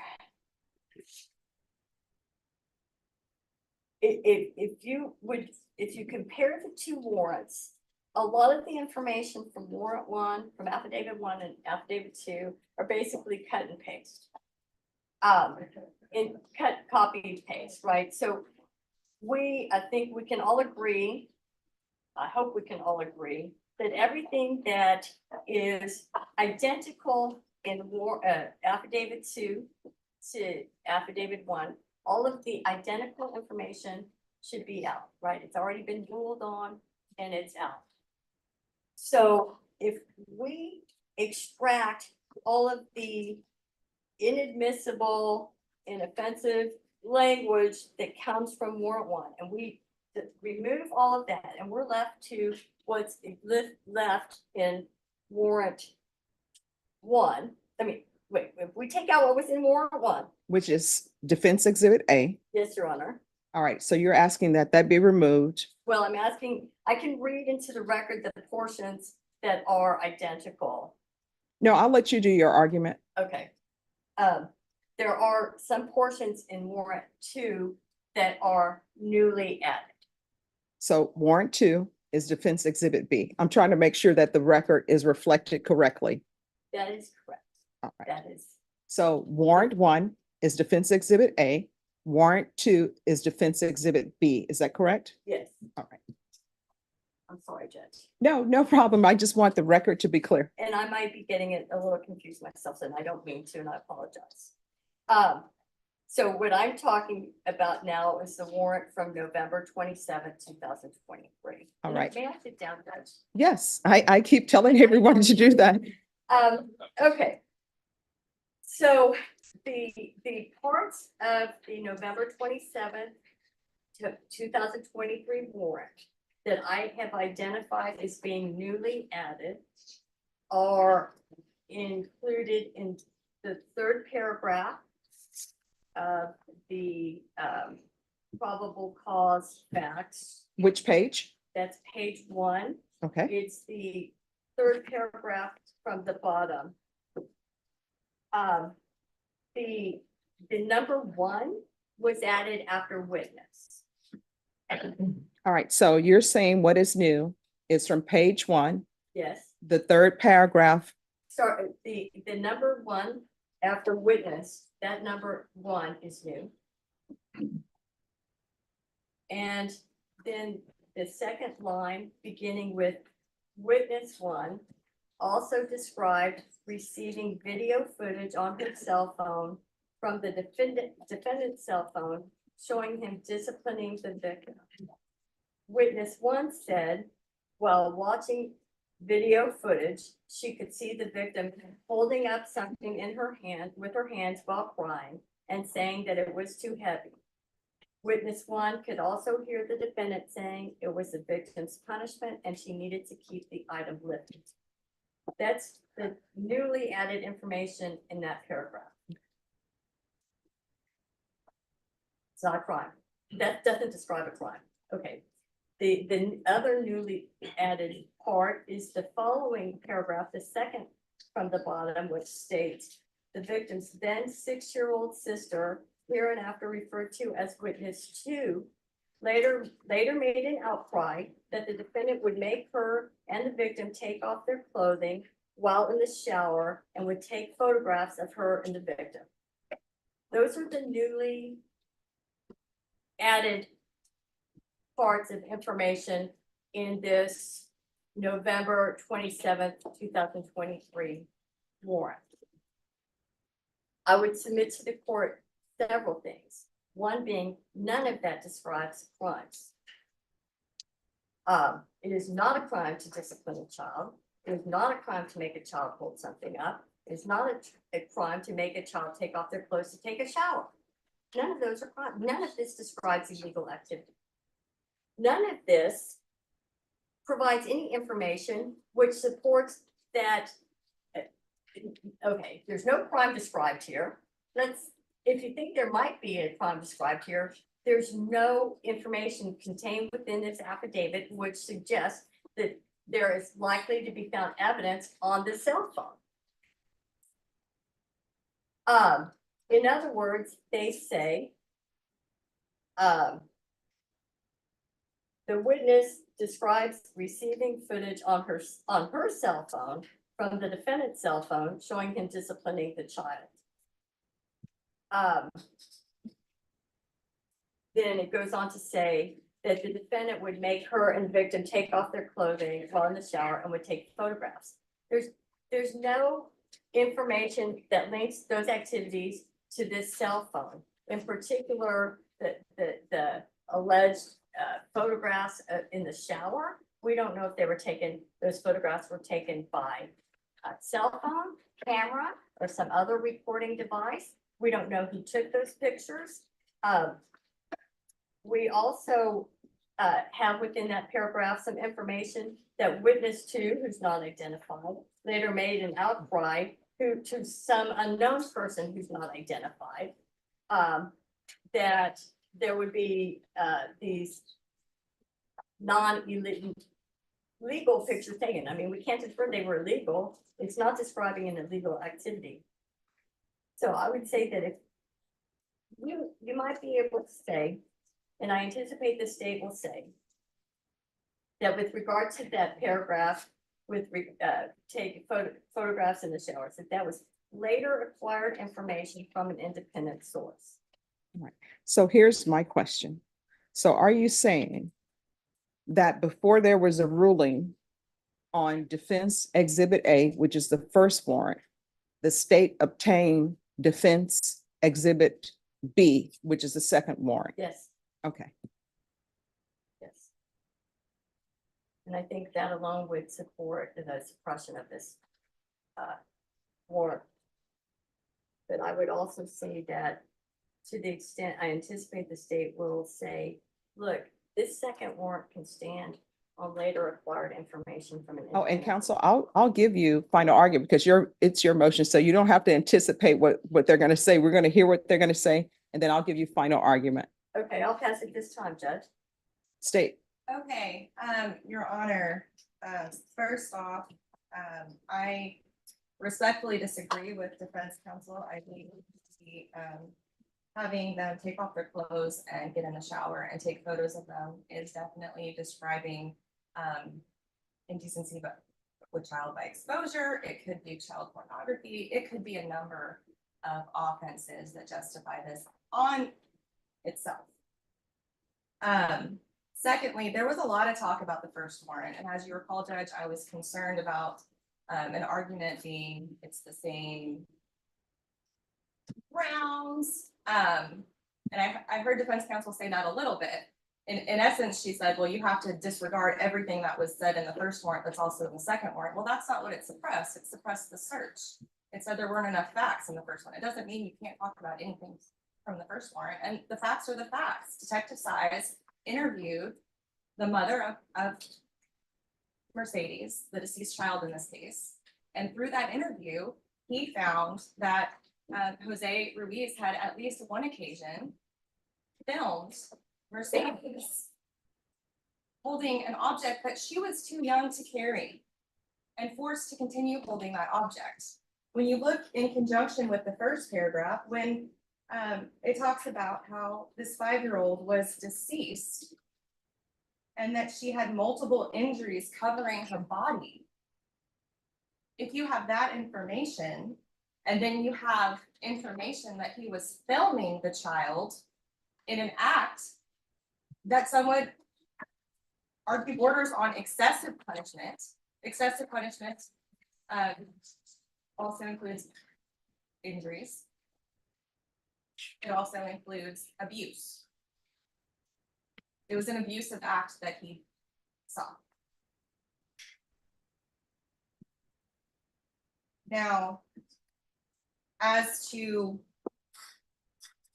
the probable cause, Your Honor, I will just point the court towards Warenberg, Wehrenberg, v. State, that's 416 Southwest 3rd, 458. This was the Court of Criminal Appeals.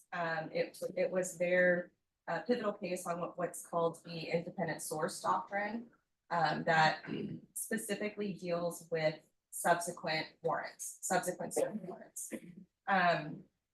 And following that case, out of Bexar County, very recently, we had a case, Anton Harris v. State, where there had been a DNA warrant that was done. The state, on its own, without that warrant being suppressed, went and got a new warrant. And on appeal, they basically argued that you can't do that because the first warrant was not valid. And the Court of Appeals, the Fourth Circuit, clearly said, well, yes, you can, because there was an independent basis. And defense counsel said it herself. There's new information in this new warrant that was not in the first warrant. That new information within the four corners, I would argue the first warrant is irrelevant, really. Within the four corners of what we have, it stands on its own. Okay. There was also mention of having two warrants active at the same time. As the court knows, there is a statutory period where a warrant can be executed. So I don't believe that's accurate. And I also don't think it changes the facts of this case. That this is a independent, valid search warrant. There was probable cause. You had a dead child with injuries. You had a video of a child being abused, and you had another child who was there saying that he would take naked pictures of them with his phone, which, as you know, inside the affidavit is an iPhone 13 Pro Max, which is definitely capable of taking these photos. All right. Defense, your final argument. Yes, Your Honor. So I would submit, I'm not acknowledging that it's new information. I acknowledge it's newly added information. Okay. Okay. And the first warrant from February 22 was thrown out based on the insufficiency of the affidavit. They can't resurrect what was already insufficient to bolster this one. It has to stand on what was newly added and is purported to be independent source of later acquired information. And I would submit to the court that in the paragraph, the third paragraph, where witness one says, she also described receiving footage.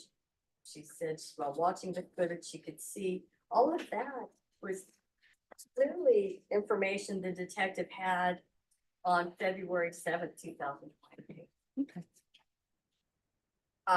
There's no way that that can be read to be anything that is close to later acquired independent source information.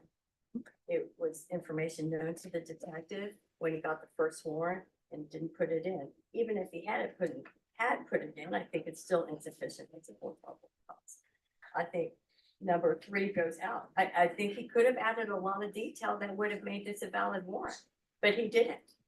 And then the second from the bottom paragraph, where he says later made an outcry. Later made an outcry has no particularized facts or detail as to when later was. If it was February 7th, February 8th, February 9th of 2022, or some other time after the first warrant was, we don't know when that later, what that later meant. And so there's no way to determine if it's later acquired or even independent source. Okay. We don't know who the outcry was. The detail is wholly lacking here to support any sufficiency to support the warrant and the search. We ask the court to grant our motion to suppress. All right, thank you. We're off the record. Could I see defense exhibit number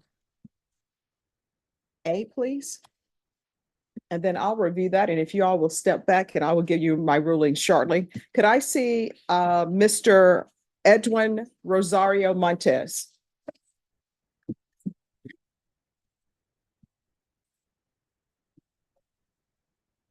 Yes, sir. All right, so what are you positive for? I came out positive for cocaine, which I don't know why, but the marijuana, I didn't think it would be in my system. All right, so here's my question for you. Yes, Why are you being dishonest with the court? You're on deferred adjudication for a case that could land you in prison for life. Yes, ma'am, I understand that. So you're not supposed to be using, there are other things that are going on in your life.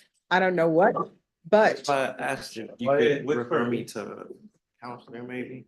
I'm no, not gonna lie, I've been, no. Now you're trying to backtrack with me and I don't appreciate that because I asked you if you were going to be positive.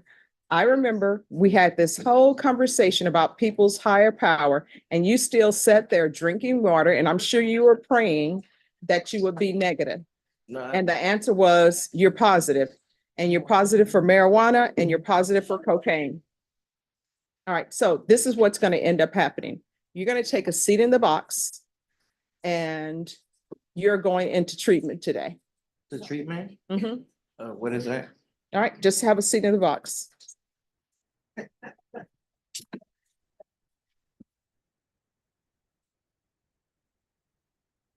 Trayvon Stevenson.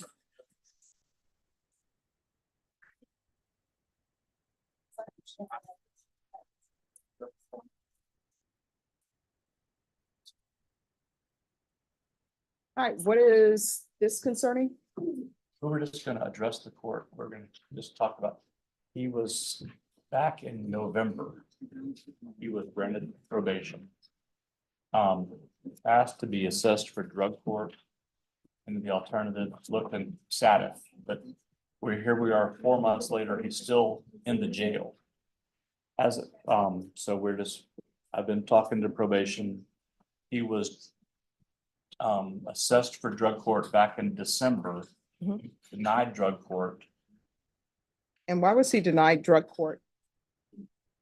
Probation, this is Trayvon Stevenson. Do you know the reason he was denied drug court? Yes, but The judge said it was because of. You probably want them to answer.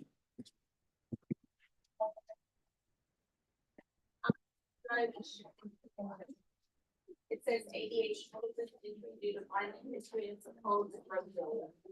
All right, so that's why you're not in felony drug court. So you need to go into somebody's inpatient treatment. So that's where we are. I understand there's been some wait time. Where is he on the list?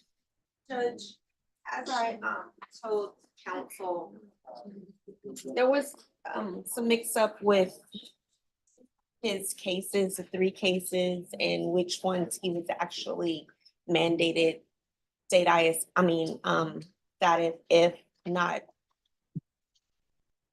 accepted into felony drug court. Mhm. Currently, he is due for medical tomorrow. Mhm. And then 1 to 2 weeks after the medical clearance. All right, and so that would put us at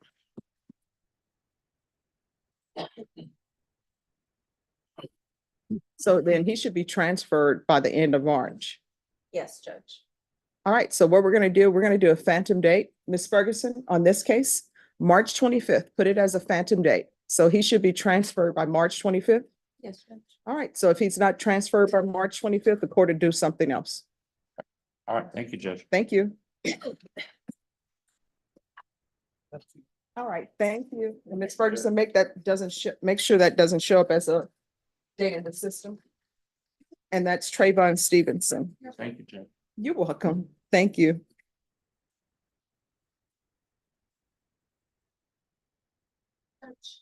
Yeah, Coach. Yes. I stepped out to the bathroom 1 second. Oh, no, he's just sitting over there waiting so we can discuss in more detail the marijuana and cocaine. Diego Mascara. Yes, come down, Mr. Mascara. It's Spanish. He's Oh, in Spanish? And that's why. Just have a seat, Mr. Mascara. She's asking for another attorney to be appointed because she doesn't speak Spanish. Okay, all right, just have a seat. Who's the attorney here who speaks Spanish? Okay, okay. All right, Mr. Charis. Oh.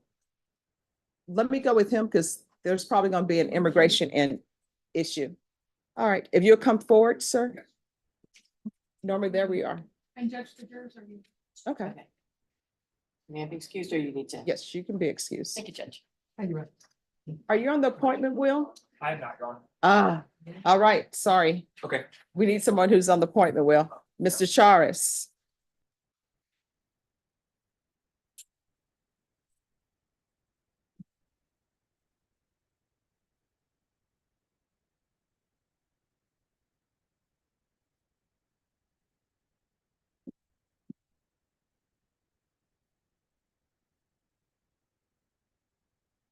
Yes, sir. All right, if you could represent Diego Mascara, and the state will give you information. Okay. All right, thank you, and he's a Spanish speaker. Okay. Thank you. All right, everyone else, you need to move with the purpose and with the plan because we are recessing at 12.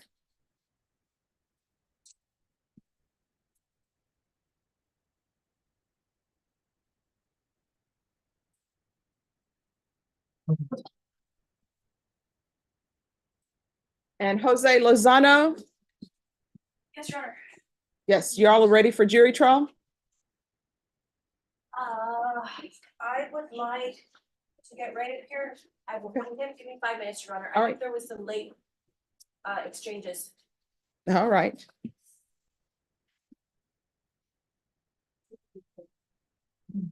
And who is with 401? In the prosecutor's office, who's? Oh, okay.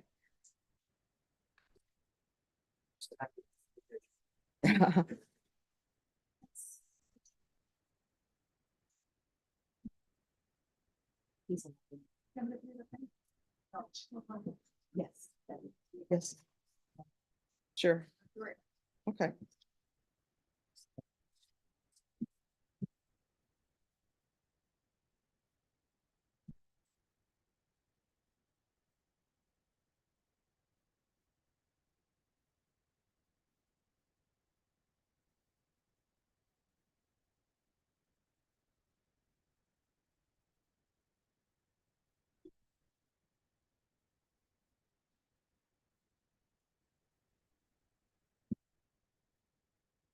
Cesar Gutierrez, who is that? Christian, Mr. Gutierrez apparently is not present this morning. All right, just give us a moment. The court reporter took a 5-minute break Okay. and we'll put it on the record. That would be great. Thank you.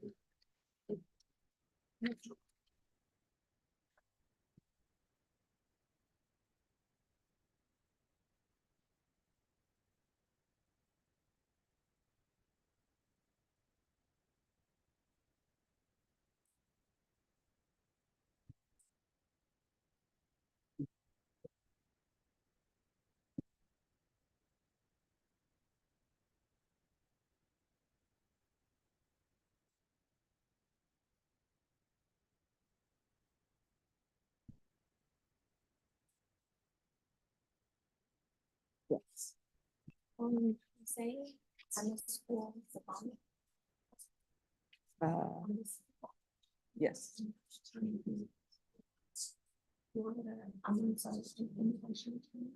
Okay.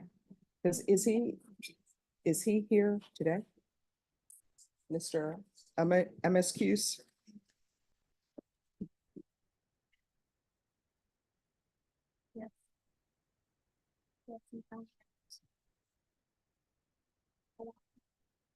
Okay, just give me a moment on that.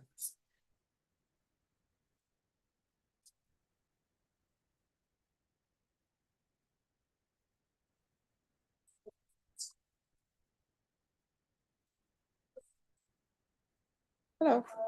Yes, on your case? Yes, sir. Yes. You all ready for trial? Judge, we got some new discovery last night. We've been going over it. We think it's lacking in specificity that we need for trial. What new discovery? Some insurance claim reports. We've been asking in discovery motions and in prior settings for a long time for confirmation from the insurance company, what did they pay on these items? There's a dispute over the value, right? So that would give us some insight as to the value based on what the insurance company paid for it. We got that last night. All right, so either it's coming into trial or not. This is 22 settings. I understand. We're going to trial. Okay. All right, is there anything else? I think we've already made it clear that was not submitted in the discovery acknowledgement. All right, then Yeah. people need to file motions of what they don't perhaps want excluded. I understand, Judge, but we just saw it, so I'm not involved in doing motions because I just was here. All right, I'm sure the state is not going to object to you doing an oral motion, but I will give you all a chance to go to your office and come back and file whatever motion you wish to file. When would we be, is that our jury outside? Jury's outside. I'll have them come back in the afternoon. Okay, well, whatever we need to file, we'll do it between now and then. All right, so if you all to go, whatever motion you want to file, and maybe talk to the state, maybe they want to object to an oral motion. So we're starting at what time? Well, y'all want to discuss that and We then will that will, discuss it, actually. well, that will make a determination of when we start after y'all discuss Okay. that and give me some Okay. more information.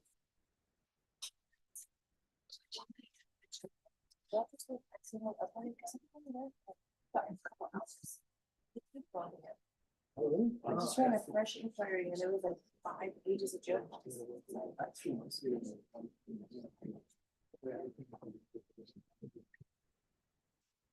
Everyone, we are recessing at 12. Do not rush the court at 11:45. Miss Christian, I have yours, so that will be taken care of. But everybody else, do not rush the court at 11:45 because we're going to break at 12.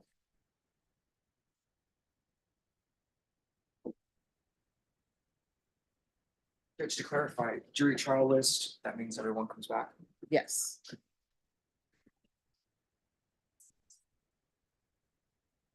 So the people who are coming back. And I'll have y'all come back at 1:30. Everyone, I'm sorry, not 1:30, 1:20. Everyone listen up. Jose Lozano, 1:20. Alexandra Castro, 1:20.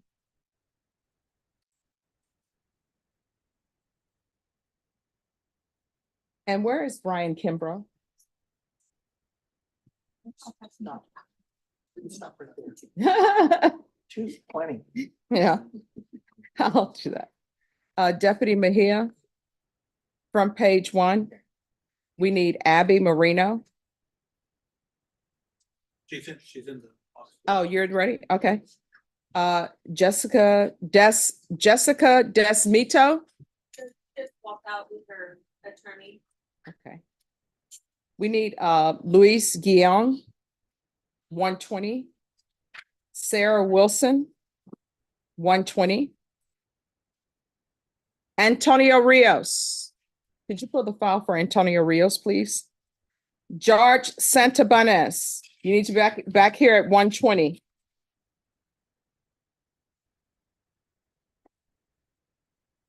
John Lyles, that's going to be 120. Roberto Rosales. All right. Gus Gallegos, 120. Jose Gonzalez. All right, you're gonna have to come back at 120. Jay Juarez. Where's Carl Basil? You step out to the examiner. Yeah, that's 120. Renee Cantu. Yes, Your Honor. All right, 120. Victor Garcia. 120. Roberto Rosales. I see you're all in the box. Robert Solis. 120. Jordan Estrada. 120. Albert Bishop. 120. Darian De La Rosa, 120. Christopher Gonzalez, 120. Sierra Brandon, 120. Dylan Parker. All right, we'll take that up. All right, could I see the files on Antonio Rios, please? All right, and I need Dylan Parker. Dylan Parker, Judge, is gonna come back another day. They didn't give him notification on it. Sean had asked me to get on for today. Who didn't give who notification? It's set on the docket for a plea. That's what I was told by Rashawn. We tried to bring him in today so that he could plead out before Veteran Treatment Court accepts him on Thursday. Okay. He said he wasn't given notification to be here today. So, All right, so let me see the file on Dylan Parker. so Judge, we can have him here at 9 o'clock in the morning Okay. so that the plea can be done. If it doesn't get done before Thursday, Veteran Treatment Court is gonna push it out. All right.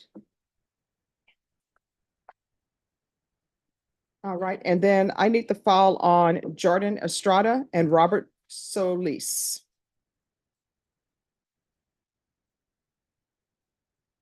All right, and Melissa Christian, who's your client? Cesar Gutierrez. Court is calling 2024 CR 1109, State of Texas versus Cesar Gutierrez. Could I have parties announced for the record for the state? Jason Garahan. Defense? Melissa Christian for the defendant. All right, this hearing was scheduled at 9 a.m. It is now 11:39 a.m. Defense, your client has not appeared. I have not heard from him, Judge. All right. And Deputy Laura is making an announcement.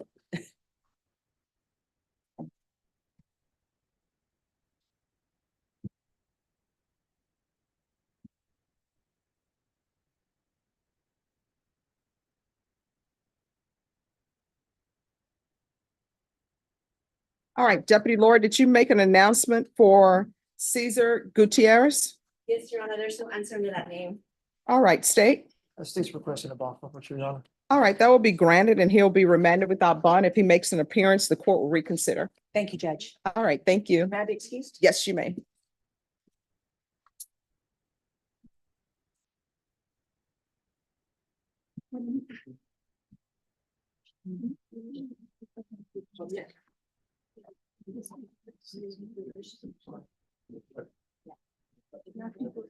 Your Honor, I did not hear you call my client, sir, Brian Maldonado. Oh, just one second. You say, what's his name? Brian Maldonado. Let me see what page he's on. Ah, yes, he's supposed to be, have him back at 1:20. Okay. All right, thank you. All right, Dylan Parker. Judge, Yes. Real quickly, Judge, also my client, Marcelino Tobar Padilla, he's in custody. I didn't hear you calling for, Oh, he'll be back at 1:20. okay, perfect. We're both just for trial. All right, thank you.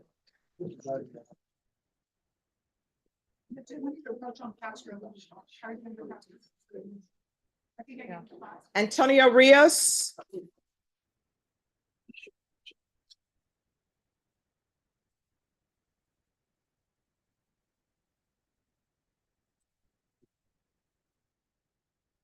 Judge, while you're All waiting, right, I'm ready to do the oral motion on limiting whenever the court. just one moment.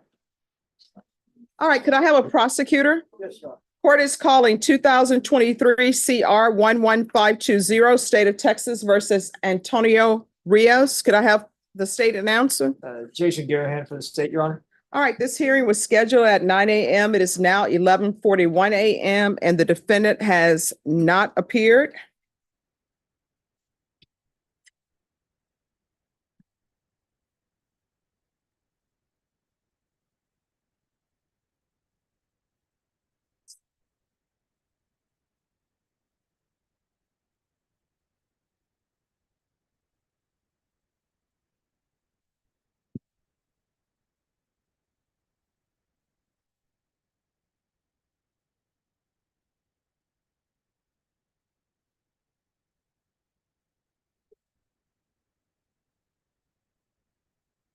All right, Deputy Laura, did you make an announcement for Antonio Rios? Yes, sir, visual answer.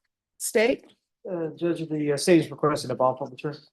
All right, that will be granted. He will be remanded without bond. If he makes an appearance, the court will reconsider.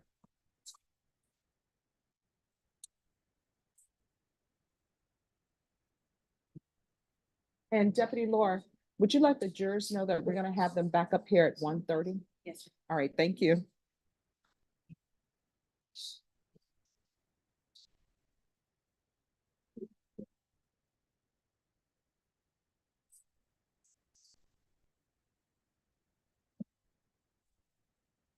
And then Bashan, when did you want to bring Dylan Parker back?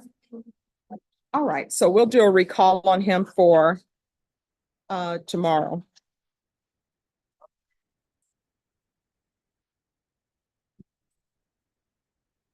State, Dylan Parker is going to come back tomorrow at 9 a.m. He's on the recall docket and it's for a plea. You're gonna notify this attorney? Okay. I will make sure that. Judge. Yes. Solis never appeared. He was notified to be here. It was supposed to be a compliance hearing. All right. On that, then follow motion to revoke. Judge, may we approach? Just one moment. Can I see the file on Robert Solis, please?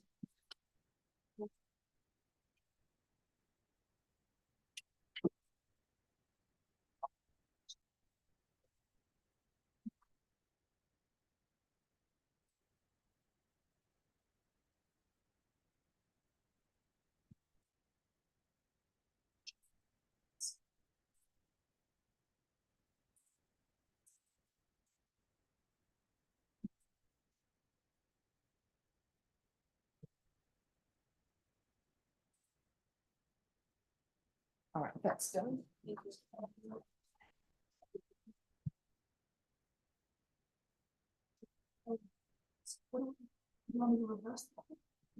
All right, Alexander Castro. Morning, Judge. Good morning.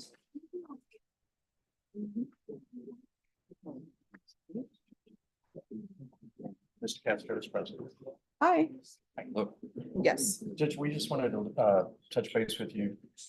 The state gave us a phone download about a week ago, I guess. No, it would have been about 2 months ago. 2 months ago.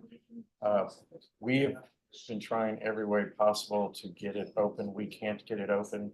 we're trying to deal with them. And I understand there's also a statement from USAA and some records that are now available from last week. That being said, we'd like to make a oral motion for continuance. No, I'm not considering an oral motion for continuance. This is 9 settings. So if you all want to file a motion, you can. I'll make a ruling on that. Otherwise, you need to be back here at 1:20 because this is scheduled for jury trial today. Okay. All right, thank you.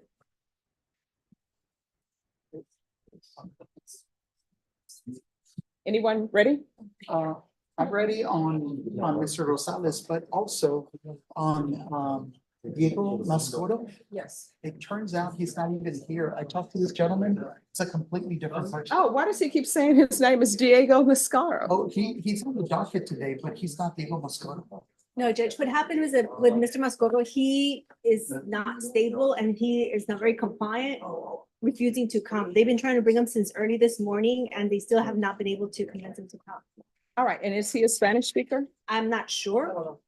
All right. I don't know, Your Honor, and so just to be honest, I don't know. You know, I don't He's wanna considered label mental, him, Judge. but All he's- I'm probably still stuck on it now. So this is what we need to do then. Counsel, I'm gonna need you to make sure that you visit him, which I know you will. And we're gonna recall this. Well, we can try to get him over, who knows? Well, we're gonna recall it for March 19th. Ms. Ferguson, put this on the docket for March 19th. Yes. Yes. Yes. All right, so we'll put it on March 19th. If you discover that he is a Spanish speaker, let us know. Mr. Charles, if it turns out he's a Spanish speaker, then we'll still put you on it. Yes. And then counsel, if you discover he has mental health issues and it would not be conducive to bring him, just let us know before March 19th. And that was gonna be what I was gonna talk about anyway, prior to my speaking to this poor gentleman. Who I thought he told me Okay. his name was Diego Mascoro, but All right, sorry about that, Judge. no problem. Okay. Okay. I need your phone number. Yes, yes, I'm sorry.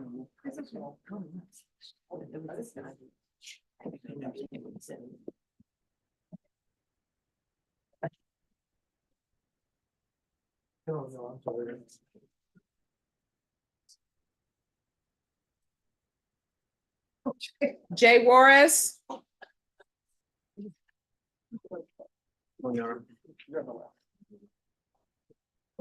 Mr. Juarez.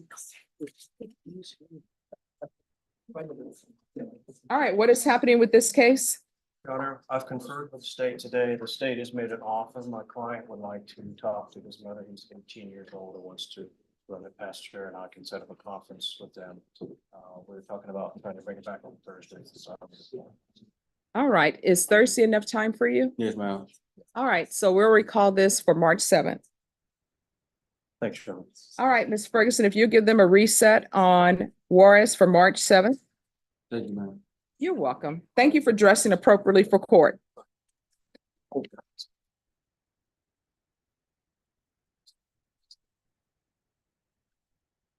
All right, this is the last case before break. After this case, we'll come back at 1:20. So this is it. Roberto Rosales. Court is calling 2024 CR 2752, State of Texas versus Roberto Rosales. Thank you. You know how it is. Sorry. Could I have parties announced for the record for the state? For the state of Texas. Defense? Albert Chidas for Mr. Rosales. Are you Roberto Rosales? Yes, ma'am. All right, off the record. Excuse me. Y'all can't talk behind the court reporter. You can ask the deputies. They'll move you down to the other end. We're back on the record. And for the defense? Albert Chidas for Mr. Rosales. And are you Mr. Rosales? Yes, ma'am, I am. Counsel, have you received all the discovery and did you review it with your client? I have, Your Honor. Court will find that the state is in compliance with discovery. Mr. Rosales, I'm showing you what's entitled application for deferred adjudication. Did you review that with your attorney? Yep. Did you understand it and did you sign it? Yes, ma'am, I did.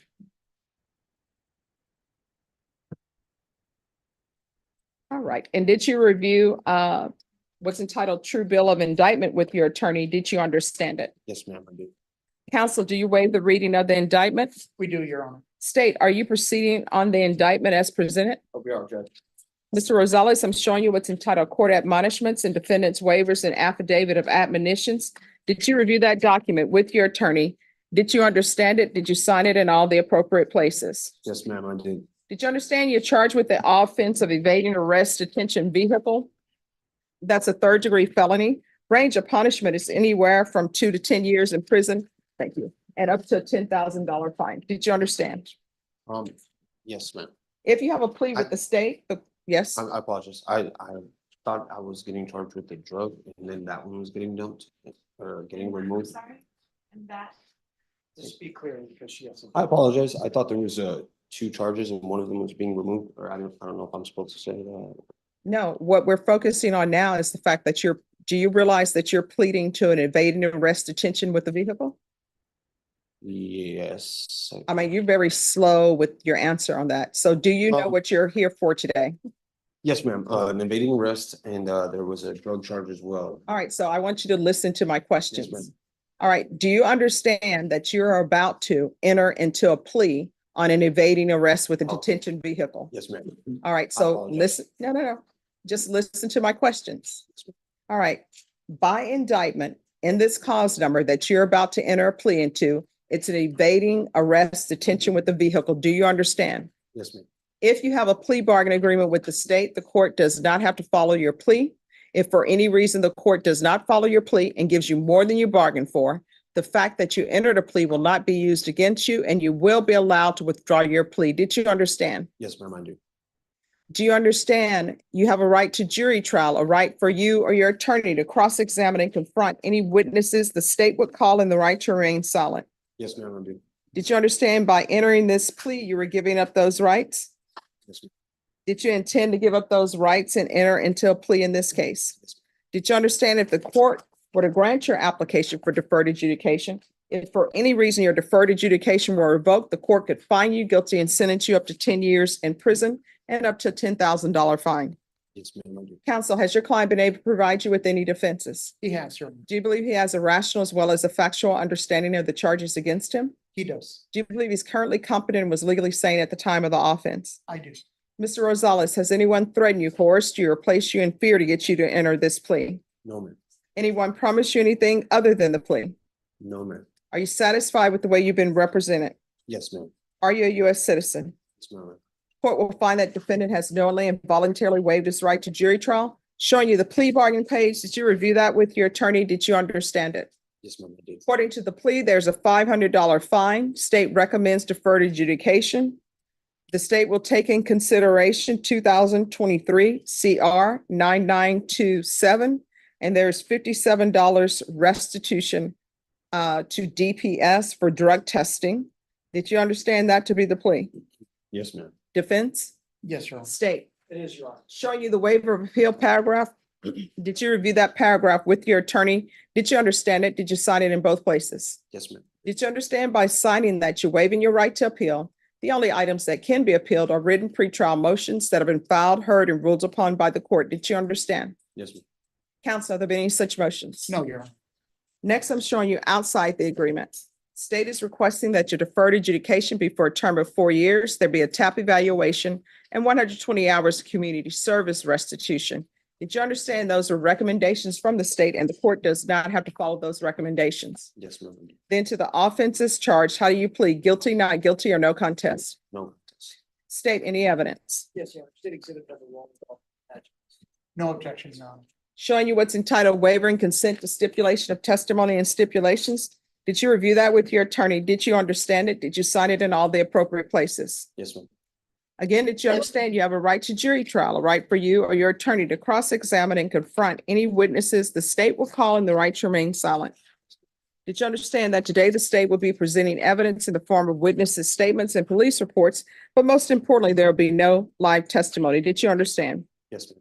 Court will find that defendant has knowingly and voluntarily waived and consented to stipulation of testimony and stipulations. Court will accept into evidence states exhibits 1 and attachments and review the same.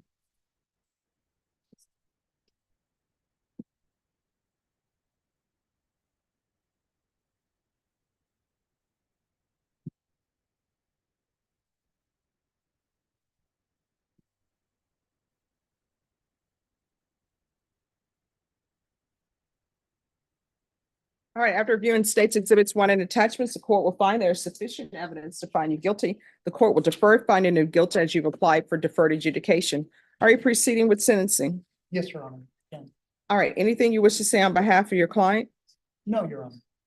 All right, are you employed? I actually have a job interview right now, What, doing what? selling insurance. Oh. Do you have any children? I have 3 sons, What are their ages? 15, 10, and 4 years old. Do they live with you? No, man, two of them live in Eagle Pass. All right. When's the last time you seen them? It's been a good while, I'd say about 1.5 years. All right, why are you evading in a vehicle? That's very dangerous. I understand I have a lot of traffic warrants, and I did know that I had something on me that I shouldn't have. and Well, I here's the thing. Panicked, and it was a terrible mistake. You know what ends up happening? Yes, ma'am. Now you have a felony instead of maybe somebody having you to pay traffic tickets. Right. I understand. All right, can you tell me what the court cost is on a 3rd-degree felony, please, evading? All right. If you're drug tested today, what are the results going to be? I will come out with some positive for marijuana. All right, what else? That's it, actually. No, I mean, are you backtracking, trying to No, figure out I'm- what you've used in the past? Yeah, I was thinking if I would test 30 for cocaine, but okay, I was thinking if I would test dirty for cocaine, but I will not. When's the last time you It's used? been about 10 days. All right. How often are you using cocaine? I'd say maybe 2 times a month. Before it was pretty bad, but I've got it pretty under control now. All right, and who is Abigail? That's my daughter that passed away. Oh, I'm sorry to hear that. It's okay. All right, so I'm going to sentence you to 4 years deferred adjudication. There's a $500 fine that will be probated. Taking into consideration 2023 CR 9927. There's $57 restitution to DBS for drug testing, 120 hours of community service restitution. I'm going to require parenting classes. Once you complete those classes, once you complete those classes, your community service hours will be deemed to be satisfied. Okay. There's going to be regular reporting by Zoom or in person, regular UAs. I'm going to want 90 sober meetings from you in 90 days. Okay. Ms. Abrams, do you have any violent history in your past? No, ma'am, not in my past. I am currently. Oh, yeah, no, I don't. Just got 2 cases dismissed. For something that was violent, but it was dismissed. I don't know how else to say it. I don't want to Okay. kind of tangle myself over my words. They just got dismissed like 4 days ago. All right. In another county? No, ma'am, it was here. All right. I'm going to do a referral to felony drug court. If not accepted,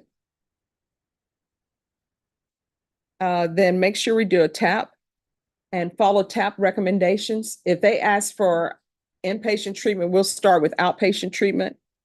Proof of employment within 30 days. There should be no employment as a home healthcare provider or with minors. Field visits 1 time per month until in treatment. Probation, is there anything else he needs? Is there anything else you need from the court to be successful? No, ma'am. All right, the court cost for this case is $395. Will you be able to pay that in installments? I can't at the moment. No, I mean, in Oh, yeah, of installments. You course. won't be expected to Yes, pay ma'am. it today. Yes, ma'am. All right. All right, I'm going to show you what's entitled Trial Court Certification of Defendant's Rights to Appeal. Did you review that with your attorney? Did you understand it? And did you sign it? Yes, ma'am. I did. All right, because this is a plea bargain agreement, because I followed your plea bargain agreement, and because you waived your right to appeal, you do not have the court's permission to appeal. Okay. Do you understand? Yes, ma'am, I do. All right, from here on, we can go off the record from here on out. Everything you do, you need to ask yourself, could this potentially result in me going to prison for up to 10 years? Do you understand? Yes, ma'am. All right, thank you. All right, and I'm going to make my ruling on, Mr. Ruiz is already back. Yes, we took it back on 15 minutes. No, everyone, if you'll come back at 1:20, I'll give you my ruling on Mr. Ruiz. All right, May we be excused, Your Honor? yes, he just needs to go over things with probation, and everyone, you need to come back at 1:20. We're on lunch break. Thank you, ma'am. Thank you.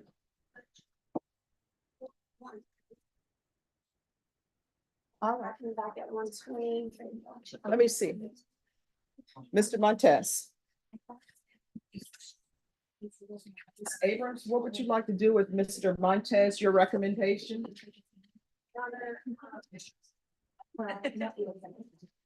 At this point, the recommendation would be for him just to.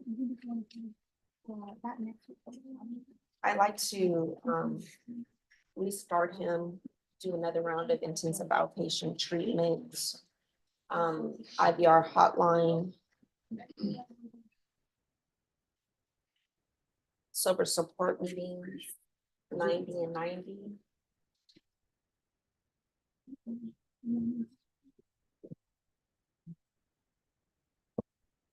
And he needs to provide verifiable proof of employment every 30 days.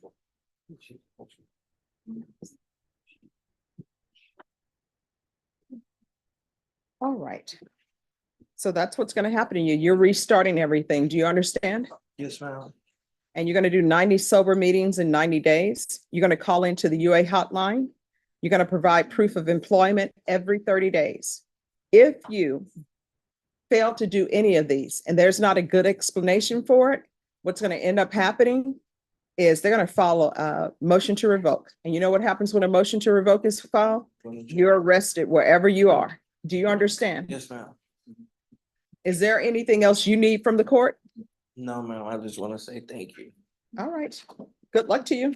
Yes, ma'am. All right, you can release them. All right, so everyone, your case is, if your case was not taken care of, you're coming back this afternoon at 1:20.